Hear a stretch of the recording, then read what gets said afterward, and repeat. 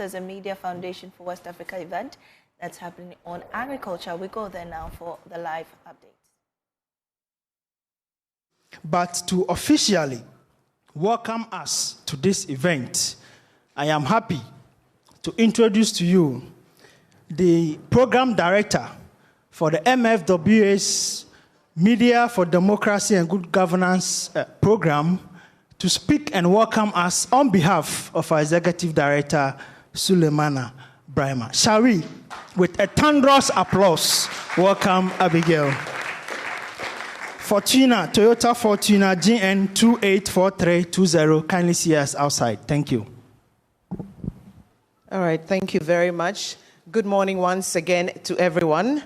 It's a pleasure to have you here. And like Daniel said, I've had to do this on behalf of the Executive Director of the Media Foundation for West Africa, Suleimana, who has had to also attend to an equally important assignment this morning.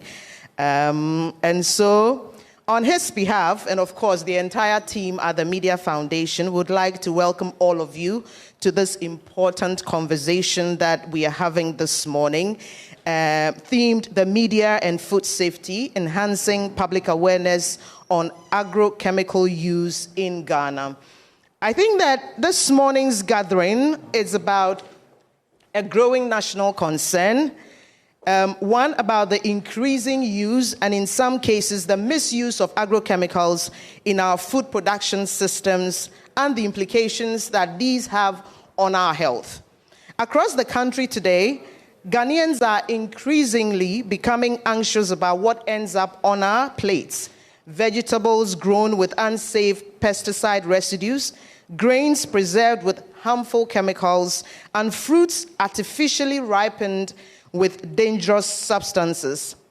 These are not abstract issues, and I think that even a while ago we saw a lady in one of the documentaries talking about it. They are the everyday realities affecting us as individuals and also as a collective. But as watchdogs, the media play a crucial and irreplaceable role.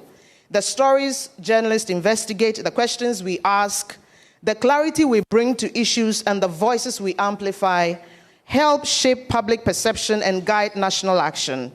Yet the media cannot operate effectively without collaboration and information from regulators, scientists, farmers, civil society organizations, and consumer groups.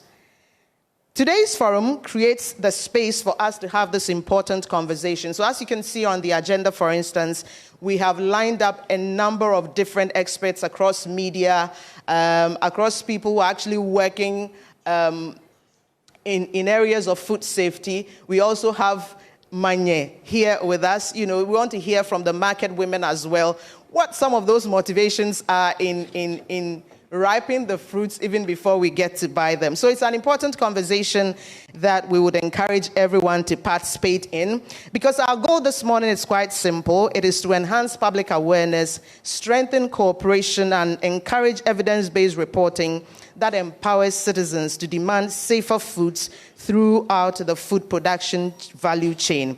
We are privileged to have a lot of experts here, as I have already mentioned, to guide the conversation. And in the panel discussion session, we have representatives from the University of Ghana, from the Food Sovereignty Ghana.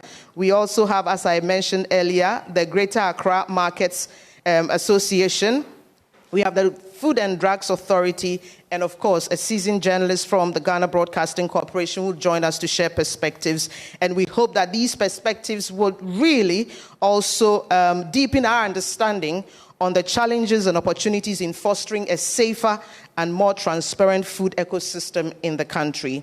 I'd like to encourage all of us this morning to engage meaningfully and leave here committed to actions that collectively move Ghana towards a safer food future. We all eat. At least if you haven't had any meal this morning, as we go along in the day, you would have a meal. And we are all concerned about what kind of food we are consuming. How come you buy the tomato today and by tomorrow next, the whole tomato is getting rotten? And sometimes you buy it and it's so healthy. 2 minutes later, 2 days later, this whole tomato is going bad. So these are the conversations we want to have, and would like to extend our gratitude to the 11th Hour Project of the Smith Family Foundation for making this conversation possible. Thank you once again for making time to be part of this conversation, and we wish all of us a productive and inspiring conversation. Thank you very much, Daniel. Thank you so much, Abigail, for welcoming us.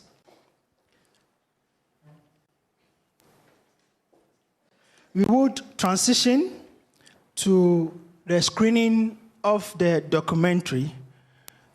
But before then, let me acknowledge some key stakeholders who have joined us this morning. We have representatives from the CSIR Food Research Institute.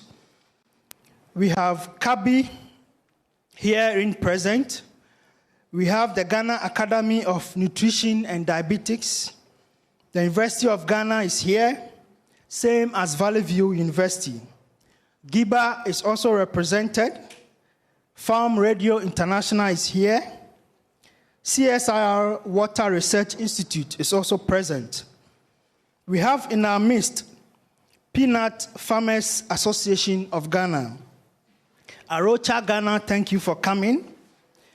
Ghana Agricultural Workers Union is here. Greater Accra Market Women Association is also represented. Permit me to discriminate by calling out Nane's name. Na Afrowa Dade Mpadwa the First. It says two names, and she is also known in public life as Honorable Na Afrowa Nijan. We also have the CASA initiative here. FDA, thank you for coming. Plant Protection and Regulatory Services is also here. Noguchi is here. The Cucumber Yam Farmers and Exporters Association is present. Food and Beverages Association of Ghana is here. And the Food Sovereignty Ghana and also Crop Life Ghana are all here present.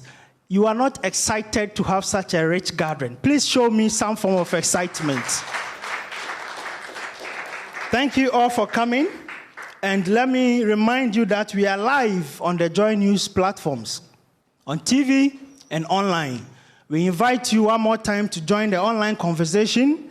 And remember to use the hashtag Media Food Safety. Media Food Safety. Remember to tag the Fourth Estate and the MFWA in your commentary. If the video setup is ready, we will transition and then go straight to hear what the stakeholders are saying.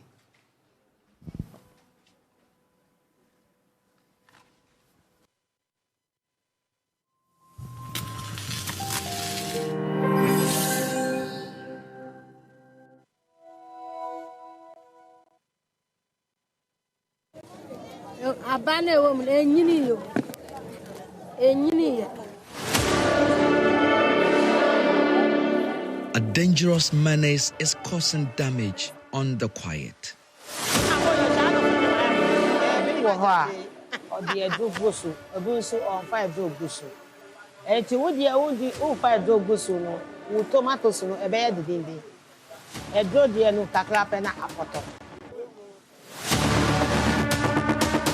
Vegetables on the market now at risk of contamination.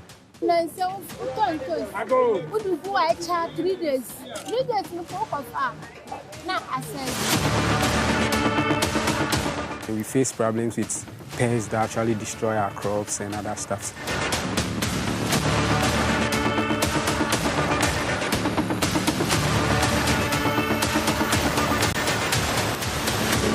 If you don't use it, it will end up damaging the crops. So we really need to use the pesticides. The entirety of agrochemicals, they are all poisons, one way or the other. Once it's able to kill a pest.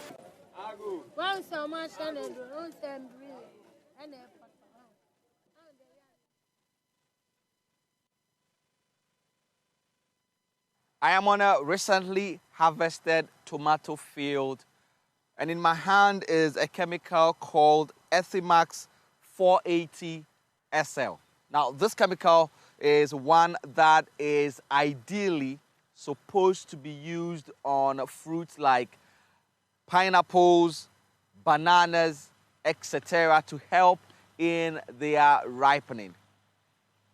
Now, there is something that is happening in several parts of farming communities in Ghana where farmers are now using chemicals like this one and several others that should do the same thing or perform the same activity on vegetables like tomatoes to quicken their ripening, just so they could avoid it going bad.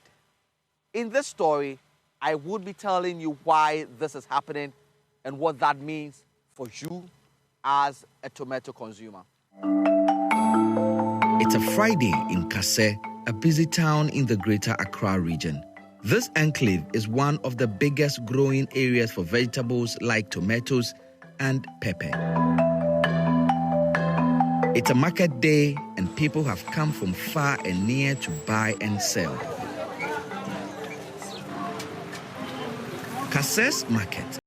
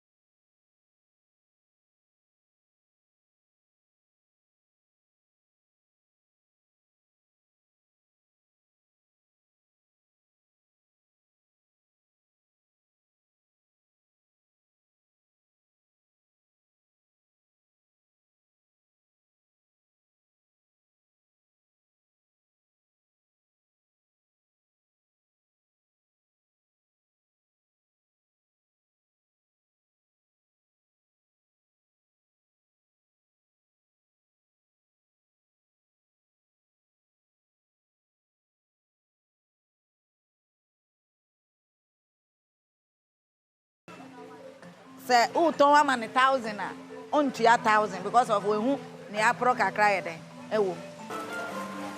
Rose's story is shared by several other traders that we have spoken to here. Another is Gifty Boete, who, apart from selling the tomatoes, is also a farmer that grows the vegetable. I don't know what I mean. And so, I'm going to ask you to be na wo de ukọtọ pe na wo sika no ko ya e bia wo ni mu se omo de edo gusu entin proma wo na wo be hu se edo no omo de ewo so ewo tomatoes ni su sa wo be hu se ewo so no na me nya akose. Climate change and its effects on emerging pest and disease situation is making things difficult for our farmers. So you have situations where diseases that were not that prevalent are becoming a big challenge for us. The question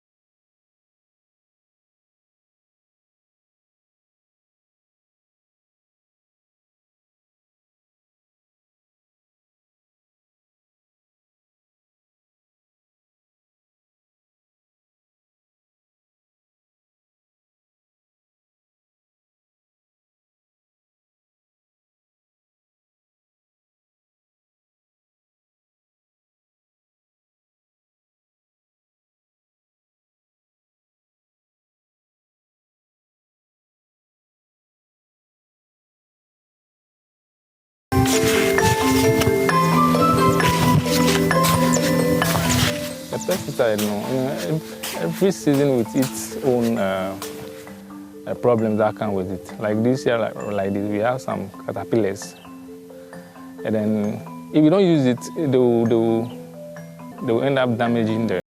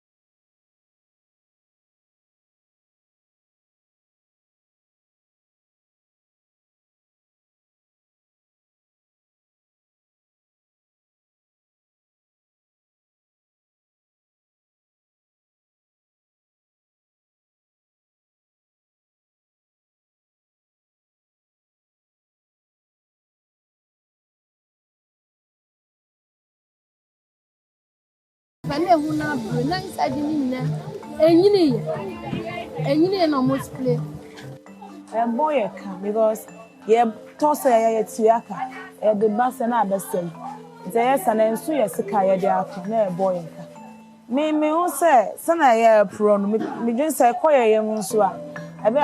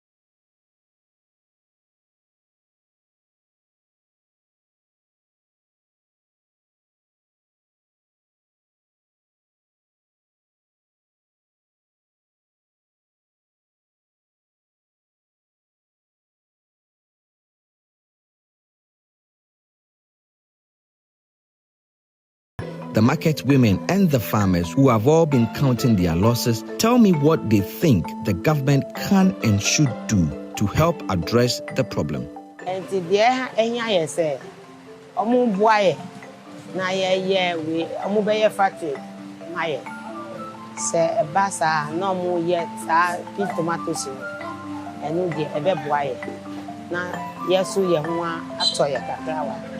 Sanya yɛkɛn seed ne boɔden nti seed na ne boɔden no ɛno nti na nipa na oduaeɛ no ɔfɔ so sɛ wɔ sɛ boɔ ba 100,000 a ɛwɔ sɛ ɔte na ɔnya ne sika ansa na ɛduro sika ɛyɛ dan a yɛ manifest yɛ bɔ ne spray sɛ na ɛbɛ amoa ɛmmem nti saa sika ne nyinaa nto skuro yɛ mu na ɔmo yi free nti sɛ mo nya mmoa bi amoa yɛn about sɛ ebi a seed no ɛho asɛm. What is the bottom line? The bottom line is that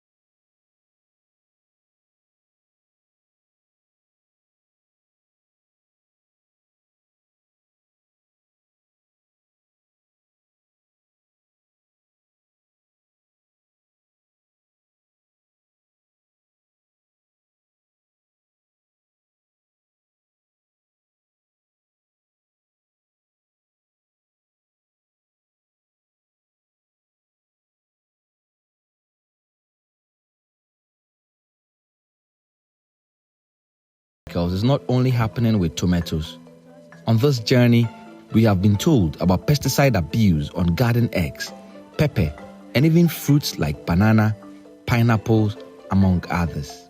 The issue of food safety raises concern that need addressing. Changing weather patterns would continue to put pressure on farmlands and resources, and also food. This means that deliberate work needs to be done to ensure human lives are protected, while securing the earnings and livelihoods of farmers who produce the food that we eat.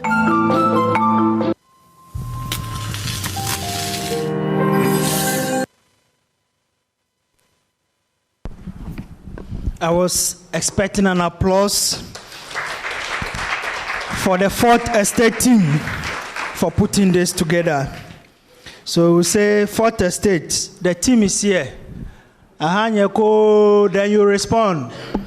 Yeah, hey, thank you so much for the good work you're doing for Mother Ghana. If you are watching us on Joy News, we are coming to you live from the Mensvik Hotel here in Accra. The subject is we are discussing food safety. To what extent, in what way, what can the media do to enhance food safety? We are happy that you've joined us. Let the conversations continue on social media. Remember to use the hashtag food safety, media food safety, and do not forget to tag the Fourth Estate and the MFWA. I'm sure you are excited about the documentary and you are itching to share your own comments. But hold on, you'll get the opportunity very soon. At this juncture, we are going to throw more light on what we heard from the documentary. To do that for us is Mr. Yakubu Adam. He is a distinguished molecular biologist and a toxicologist with expertise spanning drug discovery, toxicology, and forensic investigation. He holds a Bachelor of Science degree in molecular biology and biotechnology. He also has a Master of Philosophy degree in drug discovery and toxicology, both from the University of Cape Coast, also known as University of Choice. Mr. Adam has served as a consultant toxicologist with forensic investigation for National Development Ghana since 2021. He's taught in several academic institutions, including the Farmer Trust Professional College, the University of Cape Coast Switch Program, Islamic Nursing Training School, and Maranatha University. He currently lectures at Clinton's University College of Health and Allied Sciences. Beyond academia, he is a passionate public health advocate and a regular guest of the major media platforms in Ghana. He actively campaigns against the use of mercury and cyanide in illegal mining and raises awareness about harmful chemicals in cosmetic products that have been linked to conditions such as polycystic ovary syndrome in women. Distinguished ladies and gentlemen, I have the singular honor of introducing our keynote speaker, Mr. Yakubu Adam. Shall we receive him with an applause as he draws near the podium?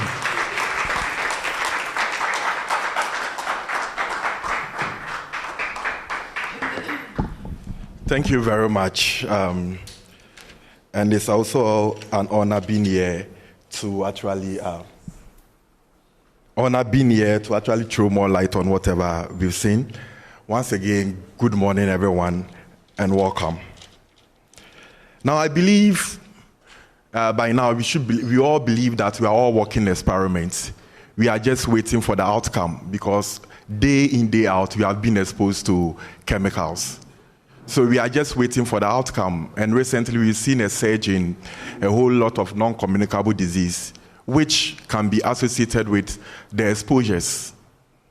So we are just waiting for that. Find Ghana, Forensic Investigation for National Development Ghana. We are currently doing a research trying to sample fish and I think the chicken that we buy from our co-store. And the investigation will come out soon. We are partnering with one media station. And we realized that they are using formaldehyde because they don't want to buy light or pay more electricity. So when you use formaldehyde throughout the night, when you come back, your goods will not get spots. And they will just continue using the electricity during the day. This is saving them economically. This is happening.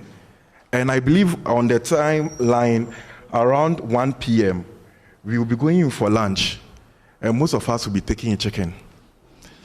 Yes. So meaning this is a concern for all of us here, food safety. Now we are talking about food safety. For me, I believe in holistic approach when it comes to food safety. Not only just agrochemicals. Even recently I've shown that even the bowl that we end up cooking our food in, that's the non-stick cookware. It's more deleterious than even the agrochemicals that have been used in the food chain. So it's a holistic approach, but I also believe with the school of thought that whenever there is a problem, let's break the problem down into smaller pieces. You know, this approach is multifaceted. So breaking them down, I think we can handle that. And today we are here to look at the agrochemicals.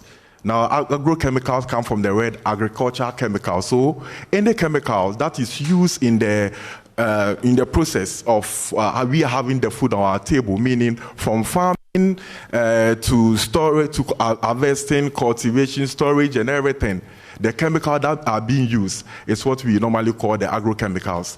But I think the agrochemicals of concern is the one that are used mostly for preservation and also controlling the pests. We cannot say pesticides are no good. We cannot just throw it to the gutter. Because without that, how can we even increase our health? Even in Ghana, we use pesticides and all other agrochemicals, but we can't still feed ourselves. So imagine if you are not using them, what could have happened? In 1845, in Ireland, you know, Ireland, they go into Irish potato. they consume Irish potato a lot. So in 1845, there was a pest invasion on their crops, and that leads to catastrophic destruction of their crops. And that led to famine in Ireland in 1845. That lasted for 7 years, killing a lot of people, about 1 million people. So meaning, pesticides is something we cannot do away with. It's part of the agrochemical or agricultural processes. But the issue here was how to handle them. And one thing, in 1500, there was the father of toxicology called Paracelsus. He says everything is poisonous. The only thing that separates poison from a remedy is the dose, the amount. However, there's another school of thought that based on the character of the drug, sometimes you don't have to even wait for an increased amount. It can cause an effect. Let's look at what I have for you. So we all believe that pesticides is a necessary evil. Though it causes harm, but it's still very important that we should use them.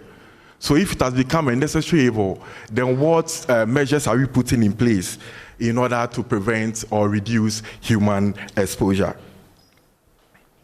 Now, when we start to these pesticides, we have the most popular one, the DDT. Diphenyl trichloroethane, the popular one. It was discovered around 1872 and was actually formalized for commercials around 1948. Little did we know that this was carcinogenic. Later on, we realized that DDT was what? Carcinogenic, but we were applying it on our crops. We have other chemicals like the paraquats, like the glyphosate, like the 1,2-dibromo-3-chloropropane. We have a lot of them that has now currently been banned in the European Union and the US and the United States, but it's still currently here in Ghana.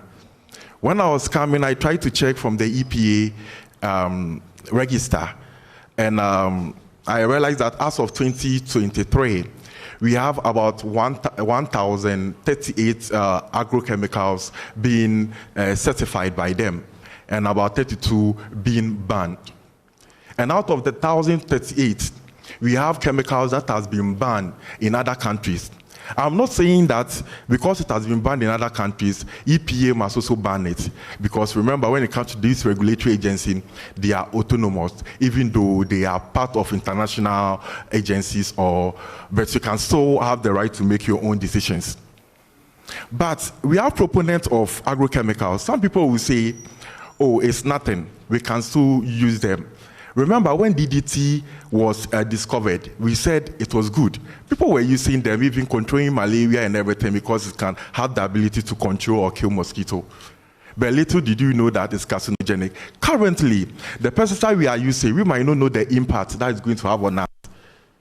What if it's deleterious? We will know, and it will be too late.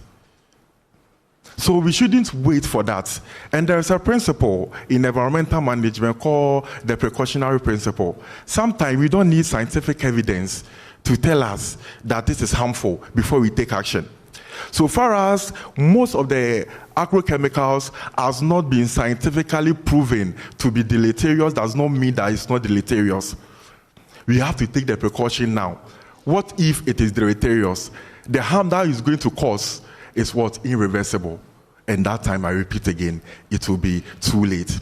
So that's why we need to take precautionary measures currently. You know, the reason why there are no clinical data, most of the pesticides, there's no data.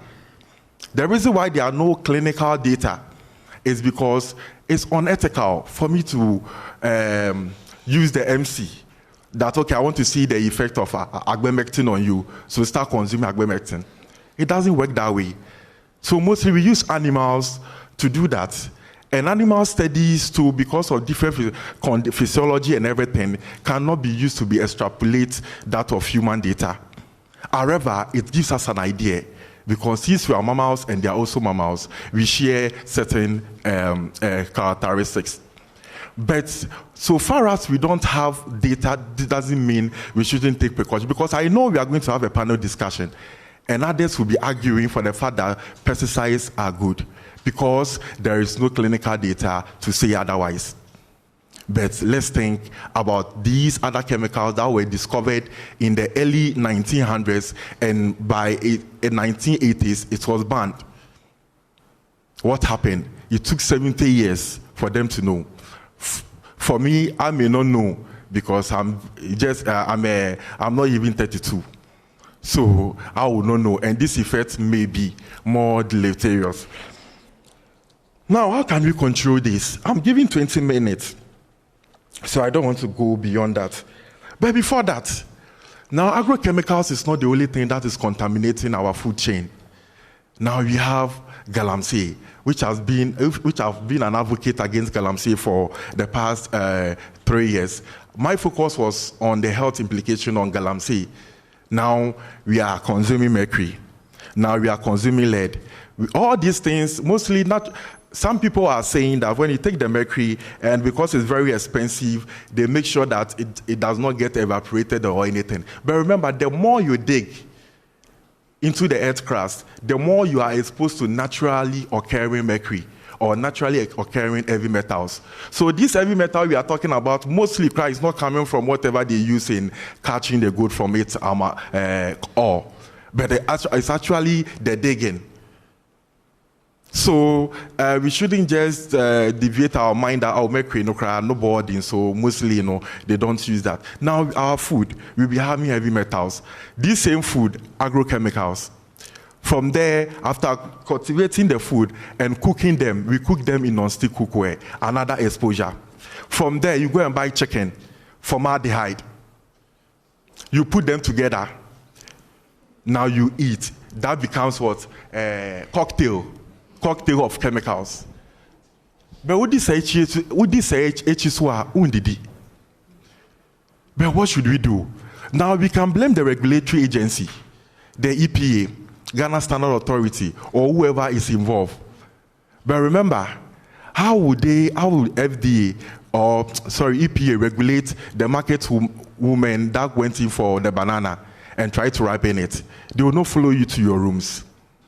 And one thing about these chemicals is that before I can test that this banana contains this chemical, I must have the chemical in mind. I might know the chemicals that I'm looking for. Because there are a lot of chemicals. So you need a standard to guide you so that you can identify the chemical in there. That becomes the challenge. And there are a lot of chemicals. And it's very expensive for you to use trying to screen for all these chemicals. So you need to, first of all, have suspicion that this chemical that I'm looking for. If not, you will not see that.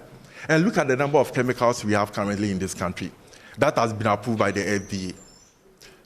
It's very difficult. So sometimes I don't blame them. But not blaming them too does not mean that they should also sit aloof without doing anything. At least it is not my responsibility to check whether my food contains chemical. I cannot go and buy cassava and go to the Ghana Standard Authority to test for me. It's up to them to come in. When it comes to FDA, they mostly focus on the processed food. So you don't see FDA coming in for banche, coming in for body. That one is under the Ministry of Food and Agriculture. They have to regulate that. But what about, so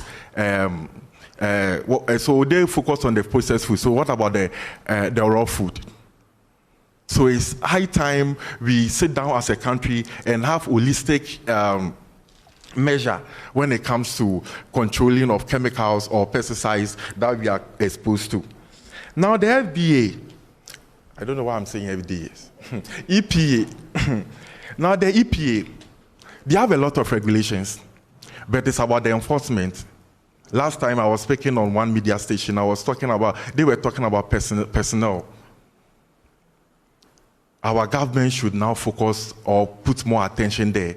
Let's get a lot of personnel that can help these regulatory bodies to go into even our villages to do their work. We have a lot of enthusiastic youth that want to work. But the problem is they are not employed. So I'm appealing to the government that whenever they are recruiting, they normally focus on the health practitioners. But remember, prevention is better than cure. So when we focus on prevention, by making sure that we empower these regulatory bodies, they will prevent people trooping in the hospital. Our attention shouldn't be there. Our attention should also be at the preventive state. So that's why I'm using this platform to appeal to the government. FDA need a lot of people. EPA need a lot of people. Ghana Standard Authority, they are those that are regulating these chemical exposures that we are currently finding ourselves. And these EPA, they have the regulation because from what I saw, I realized that they are part of the Rotterdam Convention, Basel Convention, Stockholm Convention, and they are part of a lot of international regulation bodies. That's history that chemical exposure is being mitigated. So they have the legislation. Now it's left with what? Enforcing it. And to enforce this, we need more people on deck to do that. Socrates said something. It's one of the old Asian philosophy that let thy food be thy medicine, else thy medicine will be thy food. Let your food be your medicine, else one day you will take medicine as your food. Recently, there was a case. There was about 2,300 kidney cases that has been reported to. That was reported at Kolebu Teaching Hospital. What is happening? We are not saying that agrochemicals is contributing to kidney failure, but it's a risk factor. So if it's a risk factor, why don't do away with the risk factor? Something we can do away with. Why don't we do away with it right now? Most of us here, especially the ladies, research have shown that when they take their women, at least one person is suffering from polycystic ovarian syndrome. And we can get some here, just that they will not own up. But you know, what is resulting into that? Sometimes you'll be exposed to these chemicals and you'll be saying that, I'm not having the effect. Somebody tells you that I've smoked for 50 years, I'm not having any lung cancer or anything. But remember, there's something we call transgenerational or multi-generational toxicity. You may not have the effect, but your case will live to have an effect. I'm not here to tell us, to try to explain what has happened. Everybody knows. It's a public knowledge that what they are doing is bad. I don't need to come and reaffirm it here to tell you that applying agrochemicals to our food is bad. You know, and we are all actors. Let's act now. Else, if it does not affect you, it will affect your future generations. Let's do something now. I don't want to be boring, and I don't want to talk much. But it's upon us, because we don't know where our food are coming from. This morning we took in breakfast. We don't know where this is coming from. And one funny thing is that, which I want to end with, one funny thing is that these chemicals that we import, sometimes they are concealed chemicals.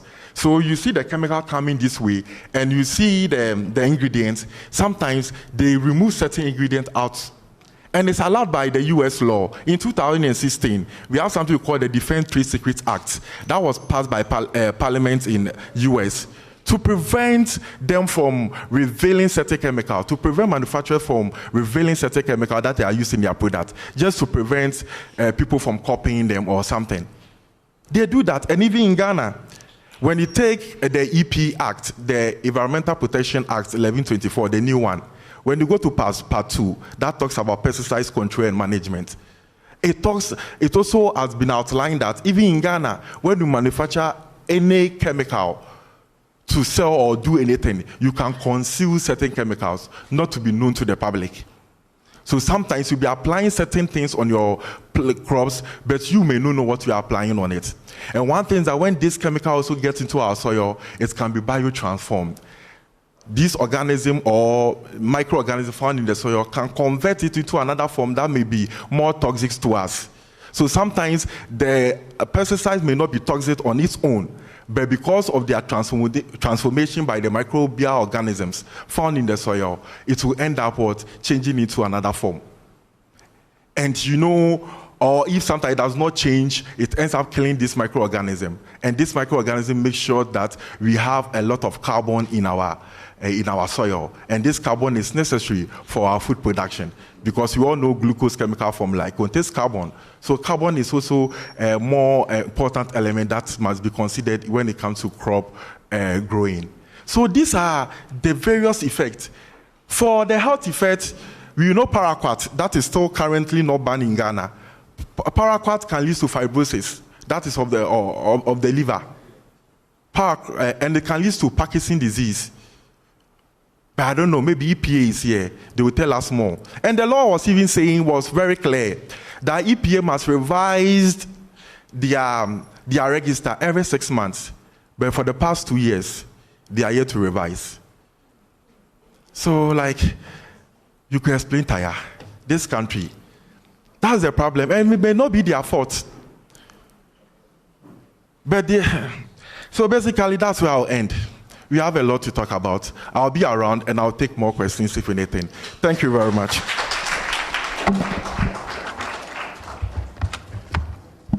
Shall we appreciate his effort better as he takes his seat? Thank you so much, Mr. Adam. May I request the team that we prepare the stage for our panel discussion. We are told that we are what we eat. So if we are what we eat, and we are eating chemicals, then very soon all of us will be named on the periodic table. I don't know what name you will be preferred to be known as. So as the stage is being it's profitable, and then sometimes you lose, and you lose very bad, because you asked about the spray. The spray is sometimes good, and it's also sometimes bad. Okay. When I say it's good, it means that when you buy it from the market and they've already sprayed, you buy it bulk, like this banana, we buy it in a basket. Okay. So that basket, they give it to us in a certain price, like let's say 500 cedis. So they spray all that. Then by the time you get to your shop, when you open it, it's all ripe, like as in fully, and then as in yellow. And that is what the customers want. So when you take it like this, you can sell it and sell it easy. But then when I say it's bad, it means that when you don't sell it at a particular time range, it gets bad, as in it will get rotten, and then you lose. So that's it, and it's really bad. Compared to the spray one, the spray one would last for like 3 days or 4. Maximum 5, but it will be changing colors, because this is maybe it has started to do like this. The next day it will change to this. The other previous 3 days it will come to this. Then now it will get rotten finally. But the unsprayed one, because you've not sprayed it, naturally God have made it in such a way that it has to ripe one by one. one by one. Okay. So when this one ripe, this one too ripe. So you can just take this one. Maybe it's on your table, as in home, your table, your dining place. So you take the one that is ripe. This one take the one that's ripe. So the other one will ripe the next day, the next 2 days. So it can take like maybe 10 days or even 20 days for everything to finish up. But then you want it immediately. You are buying it right now to chew. You want it immediately. So when you buy this, you want everything to be ripe at once. So that is when we spray it. So the difference is, this whole one is ripe. Okay. They are all ripe. So it means that they've already sprayed it. Okay. But the ones that are unsprayed, it means that one will be ripe, one will not be ripe. So they ripe one by one. Yes. And not together. Not together. Not together. And most of the time, this side will be very green, but then this one is all ripe too. Have you made significant losses because of the spraying before? Yes, we do all the time. Every fruits business do all the time. So on the average, on a very bad day, how much have you lost before? You can't determine it by the money, but you can determine by the whole thing can go bad. Let's say if it ripes and then no one buy it for like 2 or 3 days, they all can get spots. You have to throw it away. So and that cost you how much?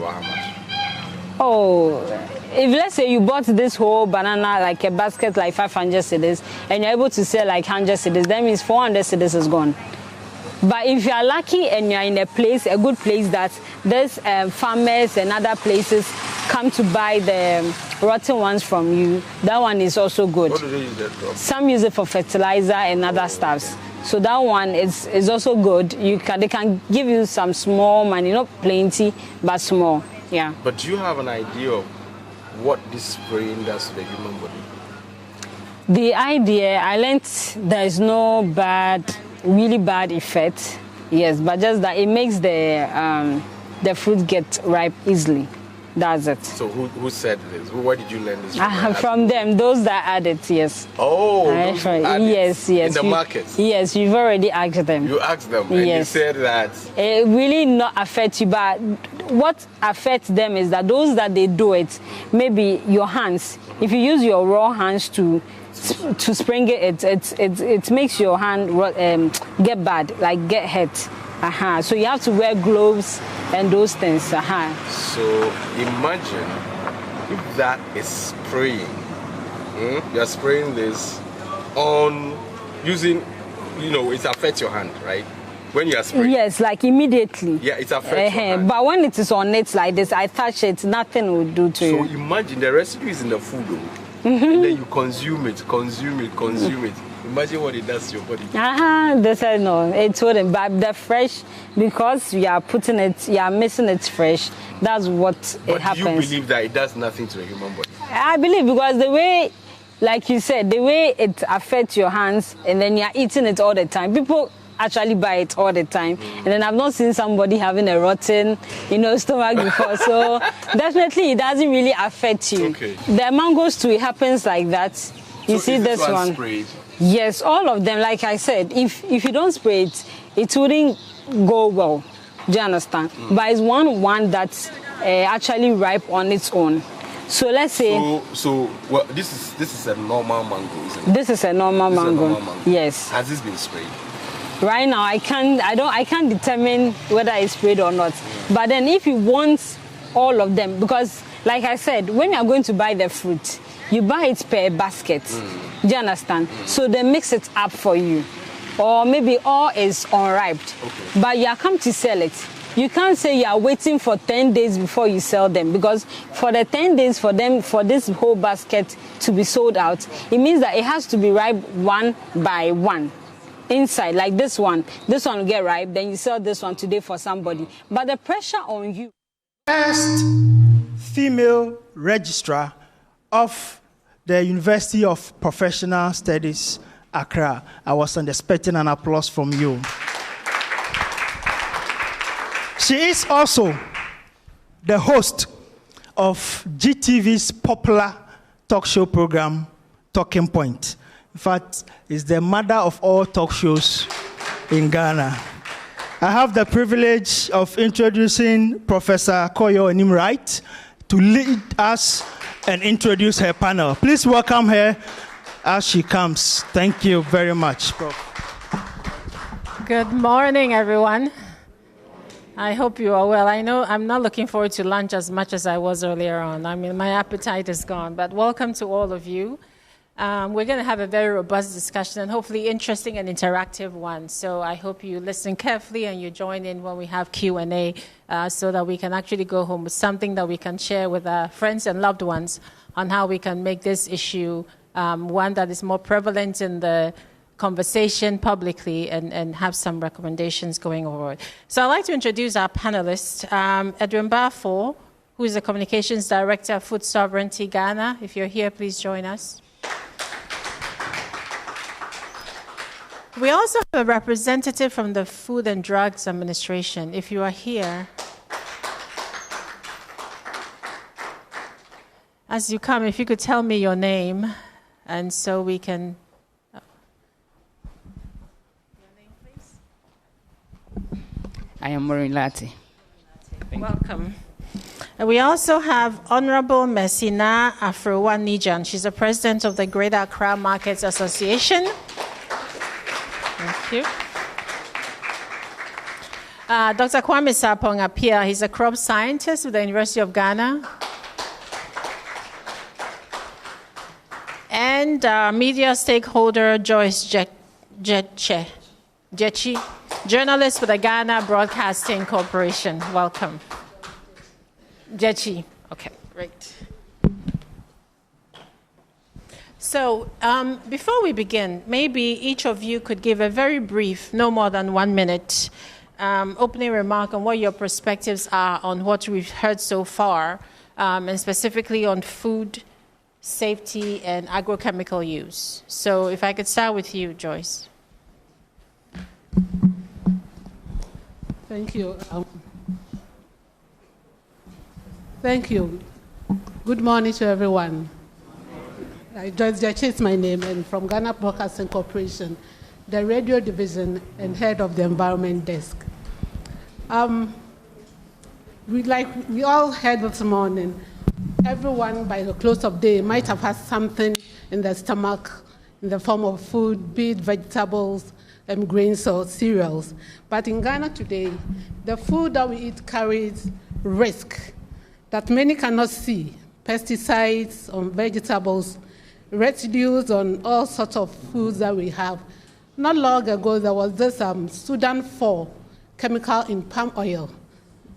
Sudan 4 in palm oil. That was banned in the European countries and also even causing an uproar in Ghana. And that was very topical. So with the intervention of institutions like CABI, the whole lot of things went on to kind of help reverse this. But then the role of the media comes in handy, because as media practitioners, we are supposed to really expose the dangers, where these chemicals are coming from, those who are really into it and helping facilitate it, and also how we can put a spotlight on how to call duty bearers accountable and help address the issue. So today, before the close of this event, I hope we might all have an insight into what media practitioners can do or are doing in helping addressing this issue, and also looking out for alternative kind of practices like agroecological farming, which is gaining traction in this part of Africa. Thank you. Thank you very much. Dr. Sapong, just quickly, just 1 minute, just a brief overview, opening statement. Prof. Odita, thank you, and good morning to each and every one of you. So, yeah, agrochemicals are very important. I would say we cannot do agriculture and sustain ourselves without agrochemicals.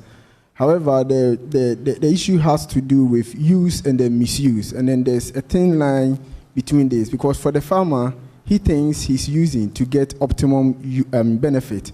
However, the misuse is what is causing this whole discussion. So this discussion is coming in handy, since we need more education, and the media will play a very important role to it. So I'm sure after this discussion, the media will rethink how they are going to help in educating our farmers and also other stakeholders. Thank you.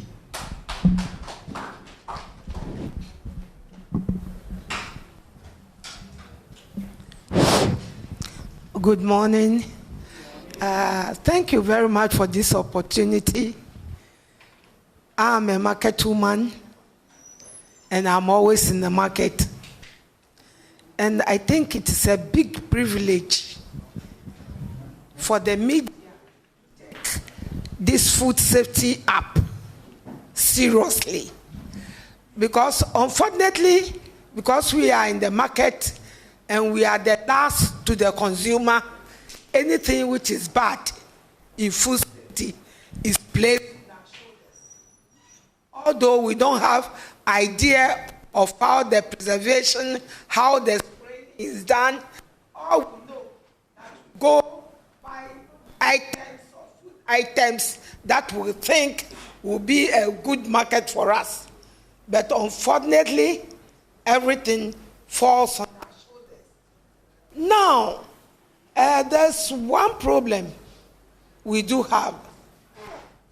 As I sat there, turning my head up and down, we are in Ghana, we are in Accra.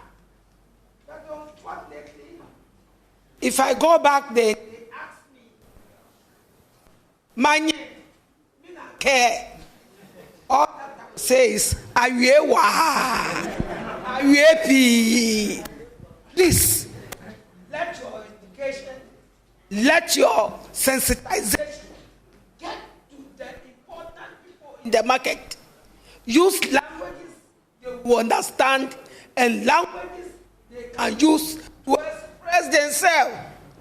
Please, all those who were they were taking tree. But why do you want to always try English language when you are coming to our speech. We need our local languages so that we'll be able to educate our members, for the members to let the message get to the consumers. Thank you. Thank you. The way Market Queen spoke, I am tempted to speak Ghana.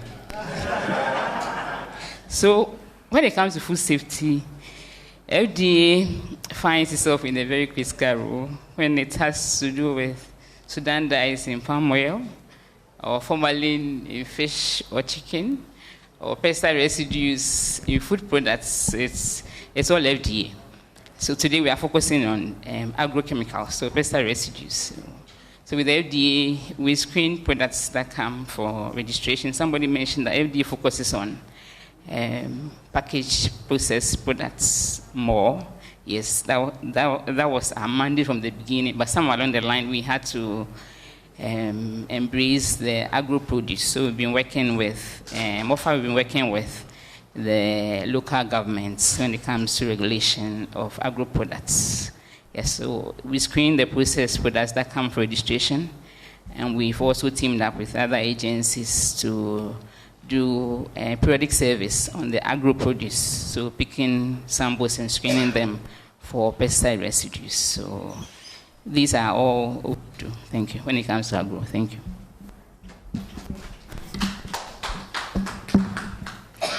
Thank you very much. From the perspective of Food Sovereignty Ghana, we are very concerned about the prevalence of agrochemicals in all our food.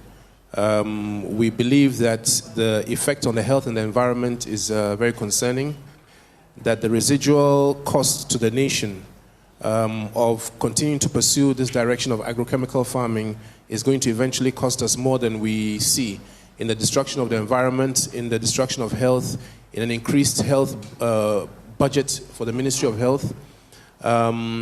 And then also with the loss of biodiversity, because these chemicals are dangerous. As some of the farmers said, they kill everything apart from the targets, so the earthworms, all the healthy microorganisms, all the healthy fungi in the soil are destroyed. And the ecosystem is a natural balance. So once you tamper with this, you may be fixing one thing in one corner, thinking that you are helping out, and in the other hand, you're destroying.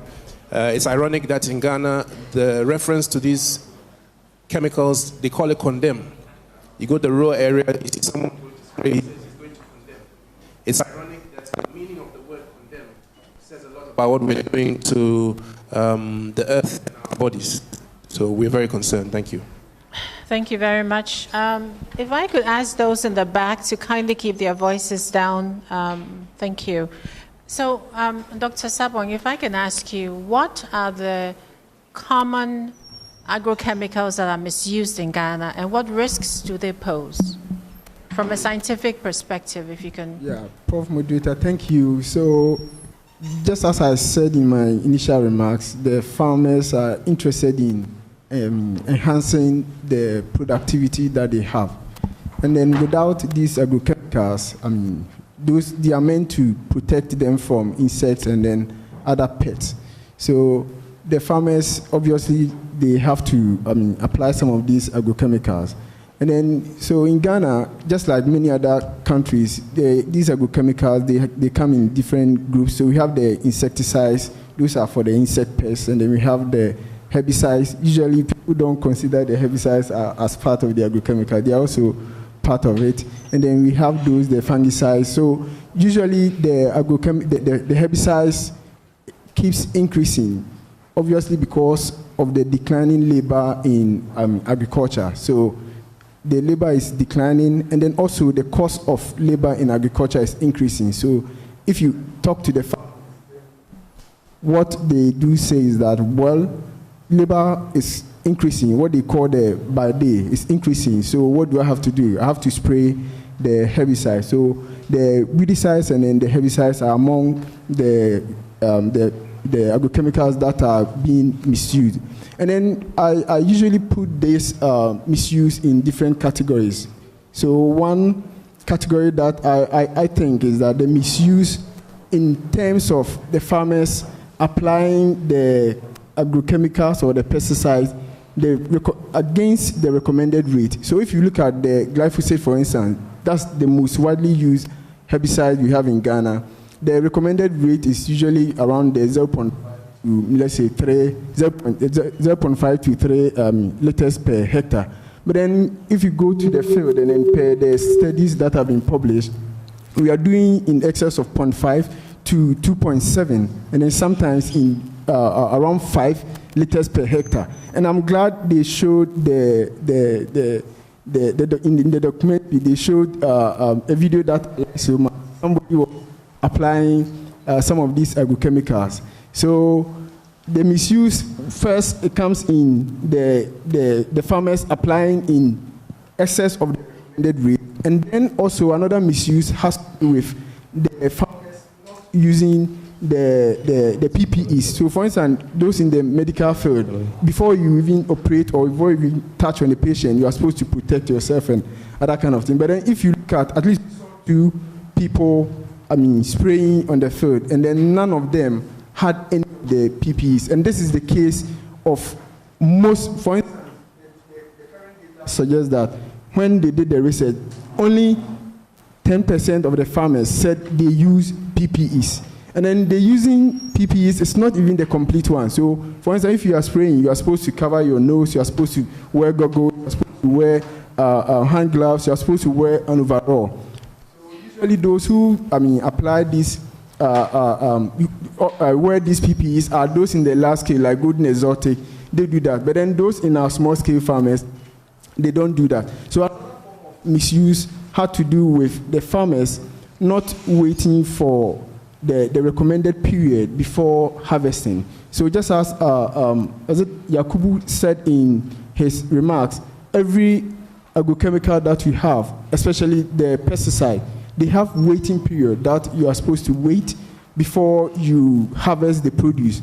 But then unfortunately, most of our farmers, they do not wait for those periods. So for instance, in a study that was done, they picked the AMA, vegetable farmers in the Accra Metropolitan Assembly. And then what they noticed was that for farmers who were supposed to wait for 8 days, only about 27% waited for the 8 days. However, if you move away from the urban areas, the waiting period increases. So for instance, in the Kwaibibrim area, over 80% were waiting for the 8 days and above. So it has to do with the pressure on the farmers to produce, send their produce to the market, and then also the need to get returns on their investment.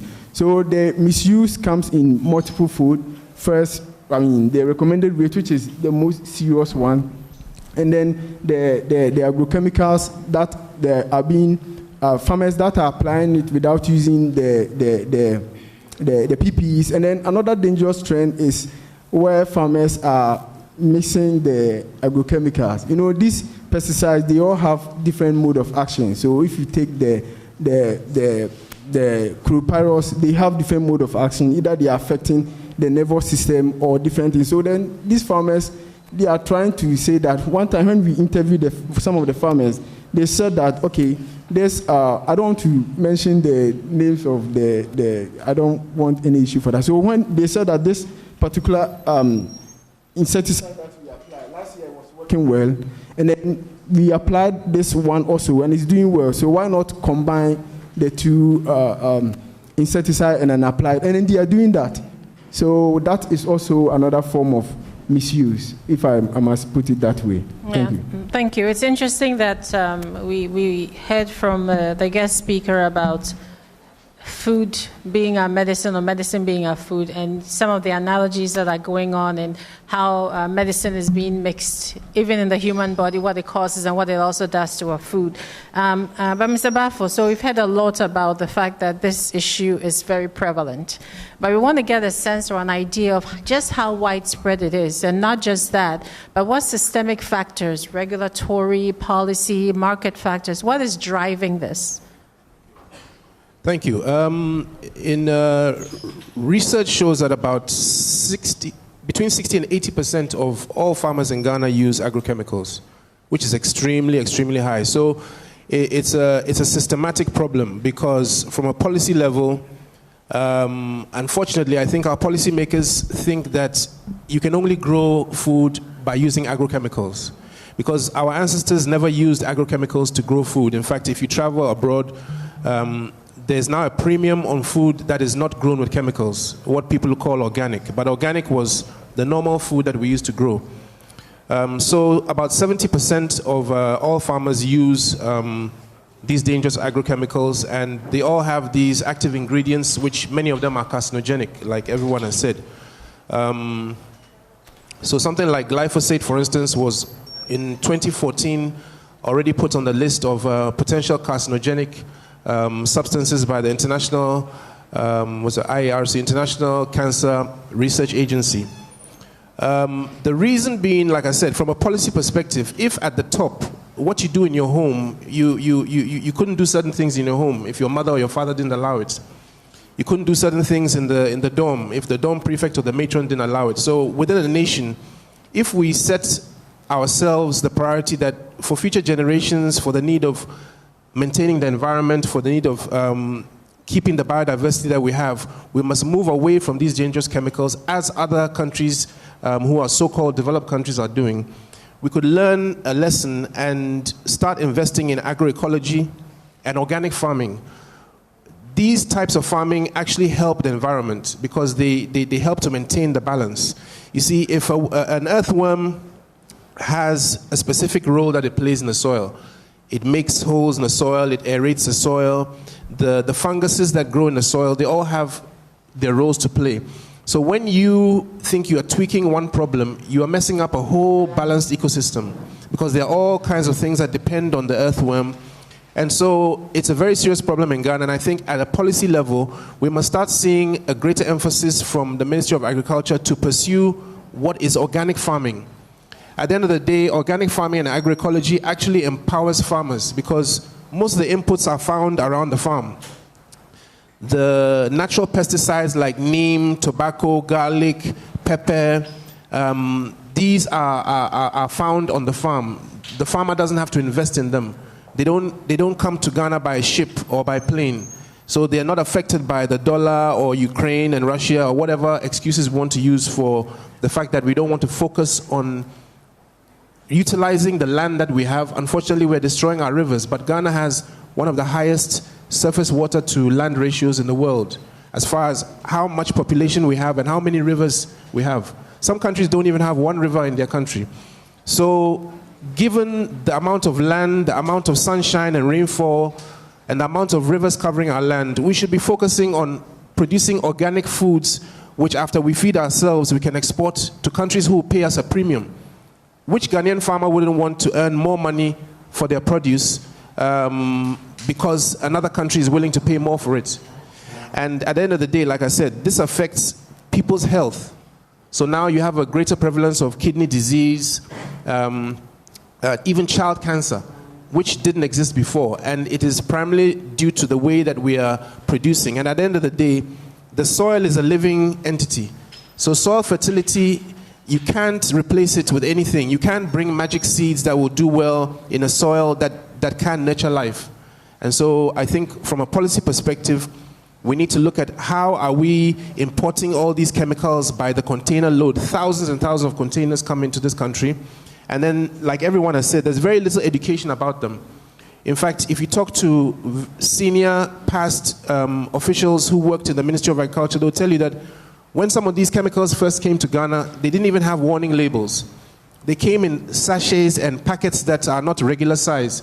So the people who started using them in the rural areas, some even would taste them with their mouth, with their fingers to see if it's strong enough. It's still going on today. So from a policy perspective, we have to decide what it is that we want, whether we want to continue to poison ourselves, but it's a clear and present danger that is facing us. And I think the sooner we take action, the better.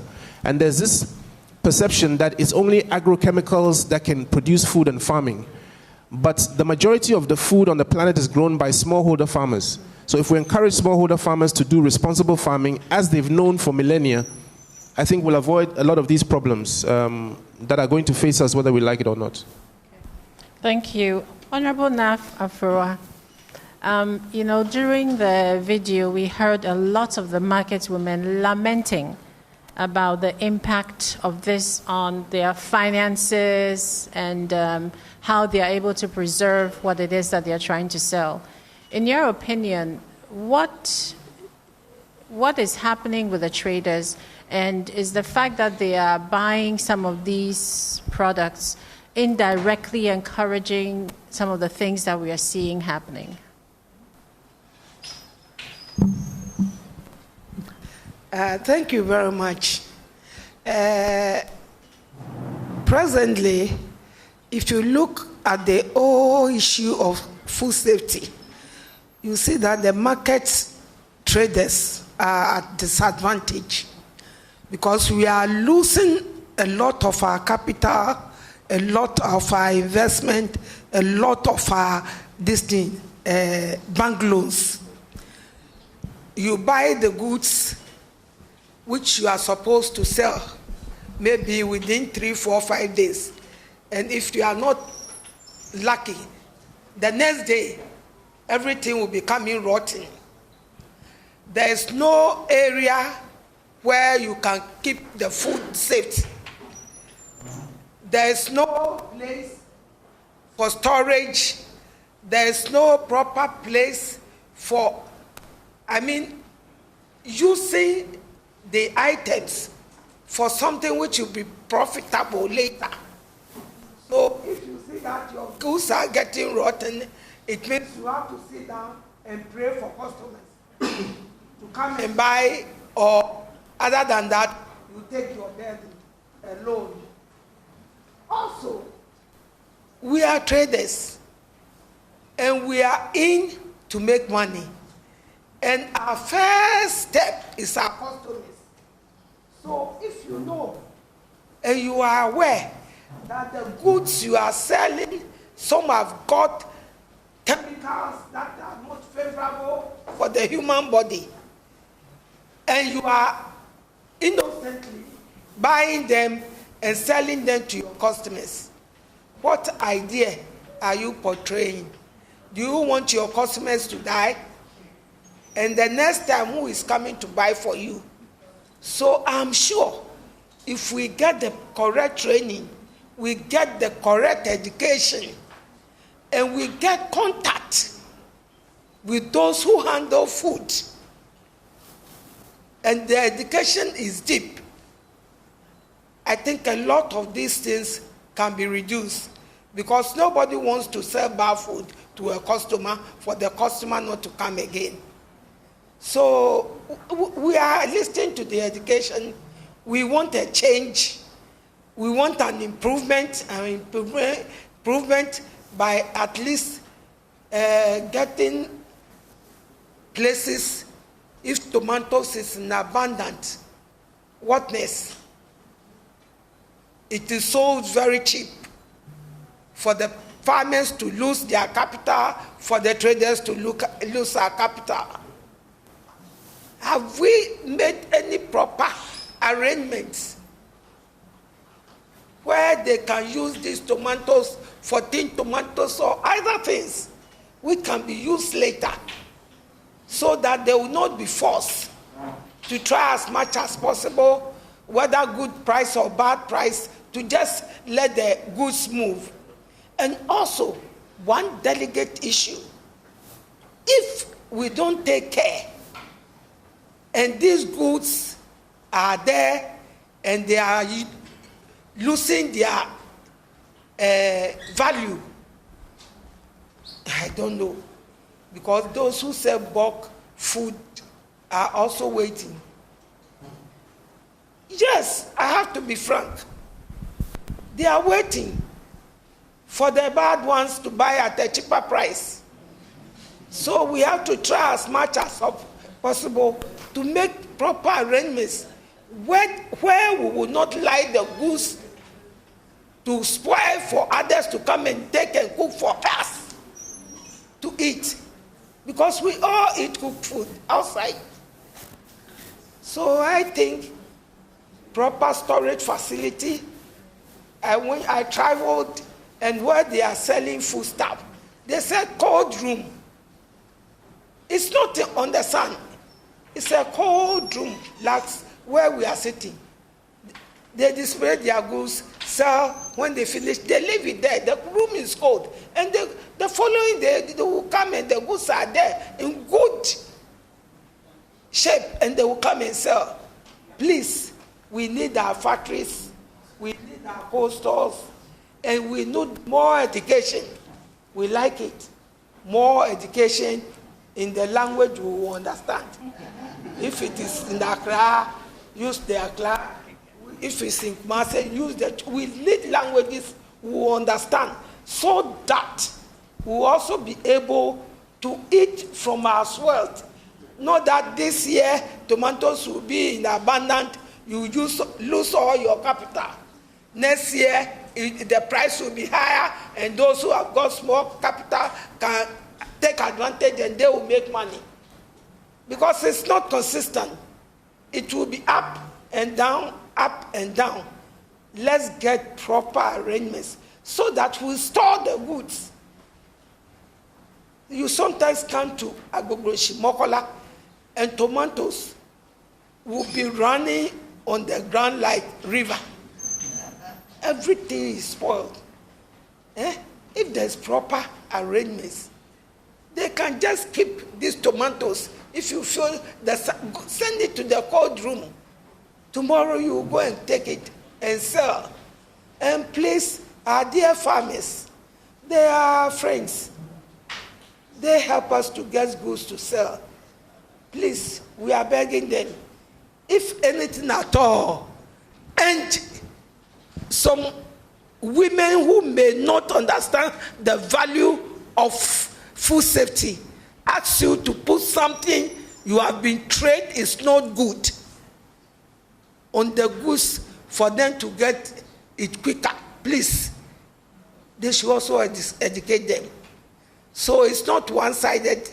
Women, the market women educating the farmers educating the market women, so that we will always get fresh things to buy, we will always get our customers in good health, and we will always make good business because they will always be coming back to us. Thank you. Thank you so much. Madam Maureen, in your opening remarks, you mentioned some of the activities that FDA was involved in, including with palm oil, if I remember correctly. But as you sit here with us today, I was wondering if the FDA was aware of the increasing concerns that Ghanaians have regarding this use or misuse of agrochemicals, and more additionally, some of the concerns we have about the implications it has on our public health. Okay, thank you very much. As we have heard previously, LD happens to be at the end, the post-harvest parts of the food value chain. So if the farmers are well informed that the usage of agrochemicals should be within the limited number of days or weeks before harvesting, and it should be used at the right concentrations, then we wouldn't be sitting here. And we have also mentioned that food safety is everybody's business. As you sit here, some people are maybe just lay people, but we are all aware of these chemicals and what they do. We have heard of cancers, yes. And when we talk about food safety, we have hazards that cause the food not to be safe. So we have the microbiological, we have physical, and then we have the chemical. So agrochemicals fall under the chemical. With the biological, microbiological, it just takes a few hours to a few days, and then you start reacting, either vomiting or stooling. The physical hazards you will see. But the chemicals you would have to consume over a long period, maybe years. So whilst you are consuming today, tomorrow, after 1 year, 2 years, nothing will happen to you. So you will think you're okay. Because we are talking about cancers. Nobody consumes food today, tomorrow, and then gets cancer. It takes years. We are talking about infertility, disorders with babies. So these chemicals accumulate in the bodies, and then they do all these. Over the years, FDA has collaborated with agencies to look at how best to handle these misuse and then overuse of agrochemicals. We've collaborated with Kabi. Kabi is here. We've done some collaborations with them. Some years ago, we sampled agro-produce, I think 2019 or so. We sampled a number of vegetables, a whole range. And then we had, I think, about 20% of them having pesticide residues. Then in 2023, we had to do another survey. That one was on just tomatoes. And by God's grace, the results looked good, because after the 2019 survey, we had to come up with a traceability system that included a whole lot of agencies. The MMDs were there. We had academia. We have Aiding Fruits. We had a whole lot of agencies coming together to help with the traceability. So the market women were also involved, because we had to go and train them how to be record keeping, just basic. We had a whole lot of, somebody mentioned, I think, the keynote address, that we are challenged when it comes to personnel. So in that traceability project, we had to use National Service Force. So what we do is get a lot of National Service Force. With the food division, we have at least about 300, 400 of the National Service Force that we use every year. So we train them, and then they help us with the various aspects of regulation when it comes to FDA work. Yeah, so we had to go with the National Service people to the markets to help educate the women to be keeping records where the farms they receive their produce from, and how they also distribute. So dealing with the market queens, so systems were set in place. So when we did the 2023, but 2023 was just on tomatoes, but the results were good. The challenge is FDA doesn't have a lab that can analyze pesticide residues. We have an ISO certified lab, we have a whole range, but we don't analyze pesticide residues. So when we do these surveys, then we have to see that to Ghana Standards Authority, and that comes with money. So we are not able to do it as often as we would want to. And as I said, we analyze for pesticide residues. So if you don't have high levels of the pesticides, then you will not be having the residues. So if the farmers are educated, then it will make life easy, because we are a government agency. And doing these surveys frequently, as I said, we are a bit challenged, but even within the challenges we try, because of course we know we are dealing with the health of consumers. As I mentioned, the 2023 one, tomatoes was okay. We now have to look at the other produce, the lettuce and the okra, the kontomire, and the rest. We are planning to do that last year. And as I mentioned, we also collaborate with Kabi to do education. I remember last week we were at Agbogboloshi, and we were educating the women. And before we went, I was even wondering why educating the women. But then we got to know that some of the market queens, they also have farms. And they even purchase some of these chemicals for the farmers that apply this around this time, so that my tomatoes will look this good. So that's how come we had to go in Kabi leading to go and educate them on the misuse of the agrochemicals. But our focus was on tomato, because that is what Kabi does. I remember during the forum, the women were talking about the Sudan 4, they were talking about the carbide being used to ripen the bananas and the rest. So they were aware.